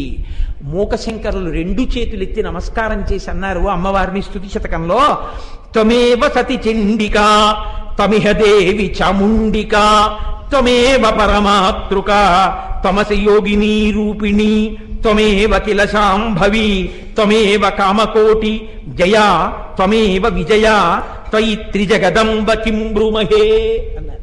అమ్మవారిని ఎదురుగుండా చూస్తూ అన్నారు, త్వమేవ సతి చండికా, అమ్మా నువ్వు చండీదేవివమ్మా అన్నారు. చండ అంటే పరబ్రహ్మం, పరబ్రహ్మము యొక్క శక్తి స్వరూపము చండి. చండి రాక్షసుల్ని సంహరిస్తుంది, భక్తుల్ని కాపాడుతుంది, ఉత్తరక్షణ ప్రయోజనాలు ఇస్తుంది. అందుకే చండీ హోమం చేసుకుంటారు. కాబట్టి అమ్మ నువ్వే చండివి. త్వమిహదేవి చాముండికా, అమ్మ నువ్వే చాముండేశ్వరివి. చాముండేశ్వరి అంటే అమ్మవారు చండముండులనేటటువంటి రాక్షసుల్ని సంహరించింది, అందుకని చాముండేశ్వరి అన్నారు. ఆవిడే మహాలక్ష్మి, మహాకాళి, మహాసరస్వతి స్వరూపిణి. రేపు వసంత పంచమి, ఆ రూపంతోనే అమ్మవారిని దర్శనం చేస్తాం. మహాసరస్వతి స్వరూపంగా జ్ఞానాన్ని కటాక్షిస్తుంది. కాబట్టి అమ్మ నువ్వే చాముండిక, త్వమేవ పరమాతృక. అమ్మ నా నోటి వెంట వస్తున్నాయే శ్లోకాలు, నా నోటి వెంట వస్తున్నాయే మాటలు, ఈ మాటలు ఎక్కడివి? నాలో ఉన్న ఊపిరిని, నా మేధస్సు యందు కదిలినటువంటి ఆలోచనలు అనేటటువంటి అగ్నిహోత్రంతో కలిపి నాలో ఉన్న భావాల చేత ఊపిరి పైకొచ్చినప్పుడు నాలుక నోట్లో నొక్కుతుంటే సొట్టలు పడి అక్షరములై, అక్షరములు పదములై, పదములు వాక్యములై, వాక్యములు పైకొచ్చి సభలో ఉన్న వాళ్ళ చెవుల్లోంచి మనస్సుల్లోకి వెడుతుంటే నాలో ఉన్న భావాలు వాళ్లలో ఉన్న భావాలై వాళ్ళు సంతోషించేటట్టుగా నా యందు వాగ్దేవివై నాలోంచి పైకొచ్చి నన్ను కృప చేసిన తల్లివి నువ్వు. కాబట్టి త్వమేవ పరమాతృక త్వమసి యోగినీ రూపిణి. జీవబ్రహ్మైక్య సిద్ధినిచ్చి ఇప్పటి వరకు జీవుడు అనుకున్న నేనే పరమాత్మని అని జీవబ్రహ్మైక్య సిద్ధినిచ్చేటటువంటి యోగశక్తిని అమ్మా నువ్వే. అనేన యుజ్యతే ఇది యోగ అంటాడు పతంజలి. అనేకమును ఒకటి వైపుకి తీసుకెళ్లగలిగినటువంటి శక్తివి నువ్వే. త్వమేవ కిల శాంభవీ శం భావయతి ఇది శంభో అని లింగపురాణం. సుఖము అన్న భావన కల్పించేవాడెవడో వాడు శంభువు. ఈ సుఖాలు సుఖాలా అన్న వైరాగ్యం ఇచ్చేవాడు శంభువు. మోక్ష సుఖాన్ని ఇచ్చేవాడు శంభువు. ఆ శంభువు యొక్క శక్తివైన శాంభవి నువ్వమ్మ. త్వమేవ కామకోటి జయ. చిన్న చిన్న కోరికల దగ్గర నుంచి మోక్షమనేటటువంటి కోరిక వరకు ఇన్ని కోరికలు ఇవ్వగలిగినటువంటి కోటి అంటే హద్దు. ఇక్కడ అన్నం తినడం దగ్గర నుంచి, ఆరోగ్యం దగ్గర నుంచి, మోక్షం వరకు ఎన్ని కామములు, ఎన్ని కోరికలున్నాయో, ఇన్ని కోరికలు ఎంతమంది ఎన్ని రకాల కోరికలు పైకి చెప్పకుండా మనసులో కోరుకున్న కొన్ని కోట్ల కోట్ల మందికి వాళ్ళు కోరుకున్న కోరికల్ని చక్కగా తీరిపోయేటట్టుగా అనుగ్రహించినప్పటికీ నీ దగ్గర ఉండేటటువంటి సంపద ఎంత మాత్రము తరగకుండా అలాగే ఉండేటట్టుగా ఇంతమంది కోరికలు తీర్చగలిగినటువంటి తక్కువ కానటువంటి, లుప్తము కానటువంటి, క్షయము కానటువంటి అపారమైన పూర్ణమైన సంపత్తితో కూడినటువంటి కోర్కెల హద్దులు తీర్చగలిగినటువంటి పూర్ణమైన శక్తి స్వరూపం ఏదుందో ఆ తల్లి కామకోటిక. కాబట్టి అమ్మా త్వమేవ కామకోటి జయ. అమ్మా జయ అమ్మవారి యొక్క పరిచారిక పక్కనే ఉంటుంది. ఎక్కడైనా జయమన్న శబ్దం ఉంటే అది నువ్వే. జయ అంటే 18 పురాణ జయం అని 18 పురాణాలు పిలుస్తారు. అమ్మా నువ్వే. లోకంలో ఎవరైనా ఎక్కడైనా జయం సాధించారంటే దానికి నువ్వే కారణం. విజయ, వి అంటే విశేషణం. విశేషమైనటువంటి జయాన్ని పొందుతున్నాడంటే నీ కారణం. నీ అనుగ్రహం ఉంది, పొందాడు. నీ అనుగ్రహం లేదు, వాడు పొందలేడు. అవన్నీ నావని బిరుదులు పెట్టుకున్నాడా, వాడిది కాదు, పాడైపోతాడు. కాబట్టి త్వమేవ విజయ త్వయి త్రిజగదంబ. అమ్మా 3 లోకములకు అమ్మవి. అమ్మ నిన్ను నేనేమని స్తోత్రం చెయ్యను, ఇన్ని నువ్వు. కాబట్టి తల్లి నీకొక్క నమస్కారం ఇలా చేసేస్తున్నానంతే. కాబట్టి నేనేం చెప్పగలనమ్మా, నేను ఏమని వర్ణించగలనమ్మా, నా వాక్కులు చాలవు. కాబట్టి నా 5 జ్ఞానేంద్రియాలు 5 కర్మేంద్రియాలు కలిపి 11వదైన మనస్సుని బుద్ధిని ఇలా తాటించి ఈ 11ంటిని నీ పాదముల దగ్గర న్యాసం చేసి నా శిరసు తాటించి నమస్కరిస్తున్నాను, నన్ను అనుగ్రహించమ్మా అన్నారు. ఈ స్థితి అమ్మవారిది. ఈ అమ్మవారి స్థితిని తెలుసుకుని 3 హారములను అలంకారం చేసిన వాడెవడున్నాడో వాడు ఆ 3 రకాలుగా ముందు లోలత్వాన్ని తెలుసుకుని, కోరికల్ని తెలుసుకుని కుక్కలా కాకుండా సింహంలా బతుకుతాడు. 2 అవధి లేనటువంటి ఆనందాన్ని అమ్మవారి ధ్యానంలో పొందుతాడు. 3 ఇక్కడే అమ్మవారి అనుగ్రహంతో ముముక్షువై మోక్షస్థితి వైపుకి నడిచి ఆత్మానుభూతిని పొందుతాడు. ఈ 3టిని కృప చేసే తల్లి ఎవరుందో ఆ తల్లిని ధ్యానం చేయడమే, ఆ శక్తిని తెలుసుకోవడమే అమ్మవారికి 3 హారాల్ని ధ్యానం చేయడం. అది రత్నగ్రైవే యచింత కల్లోల ముక్త ఫలాన్విత, ఫలములను ఇవ్వడం. కాబట్టి ఆ నామంలో అంత శక్తి, అంత గొప్పతనం ఉంది. రేపటి రోజున నా తల్లి నా నాలుక యందు నర్తించి వేరు కొన్ని నామములను పలికించుగాక.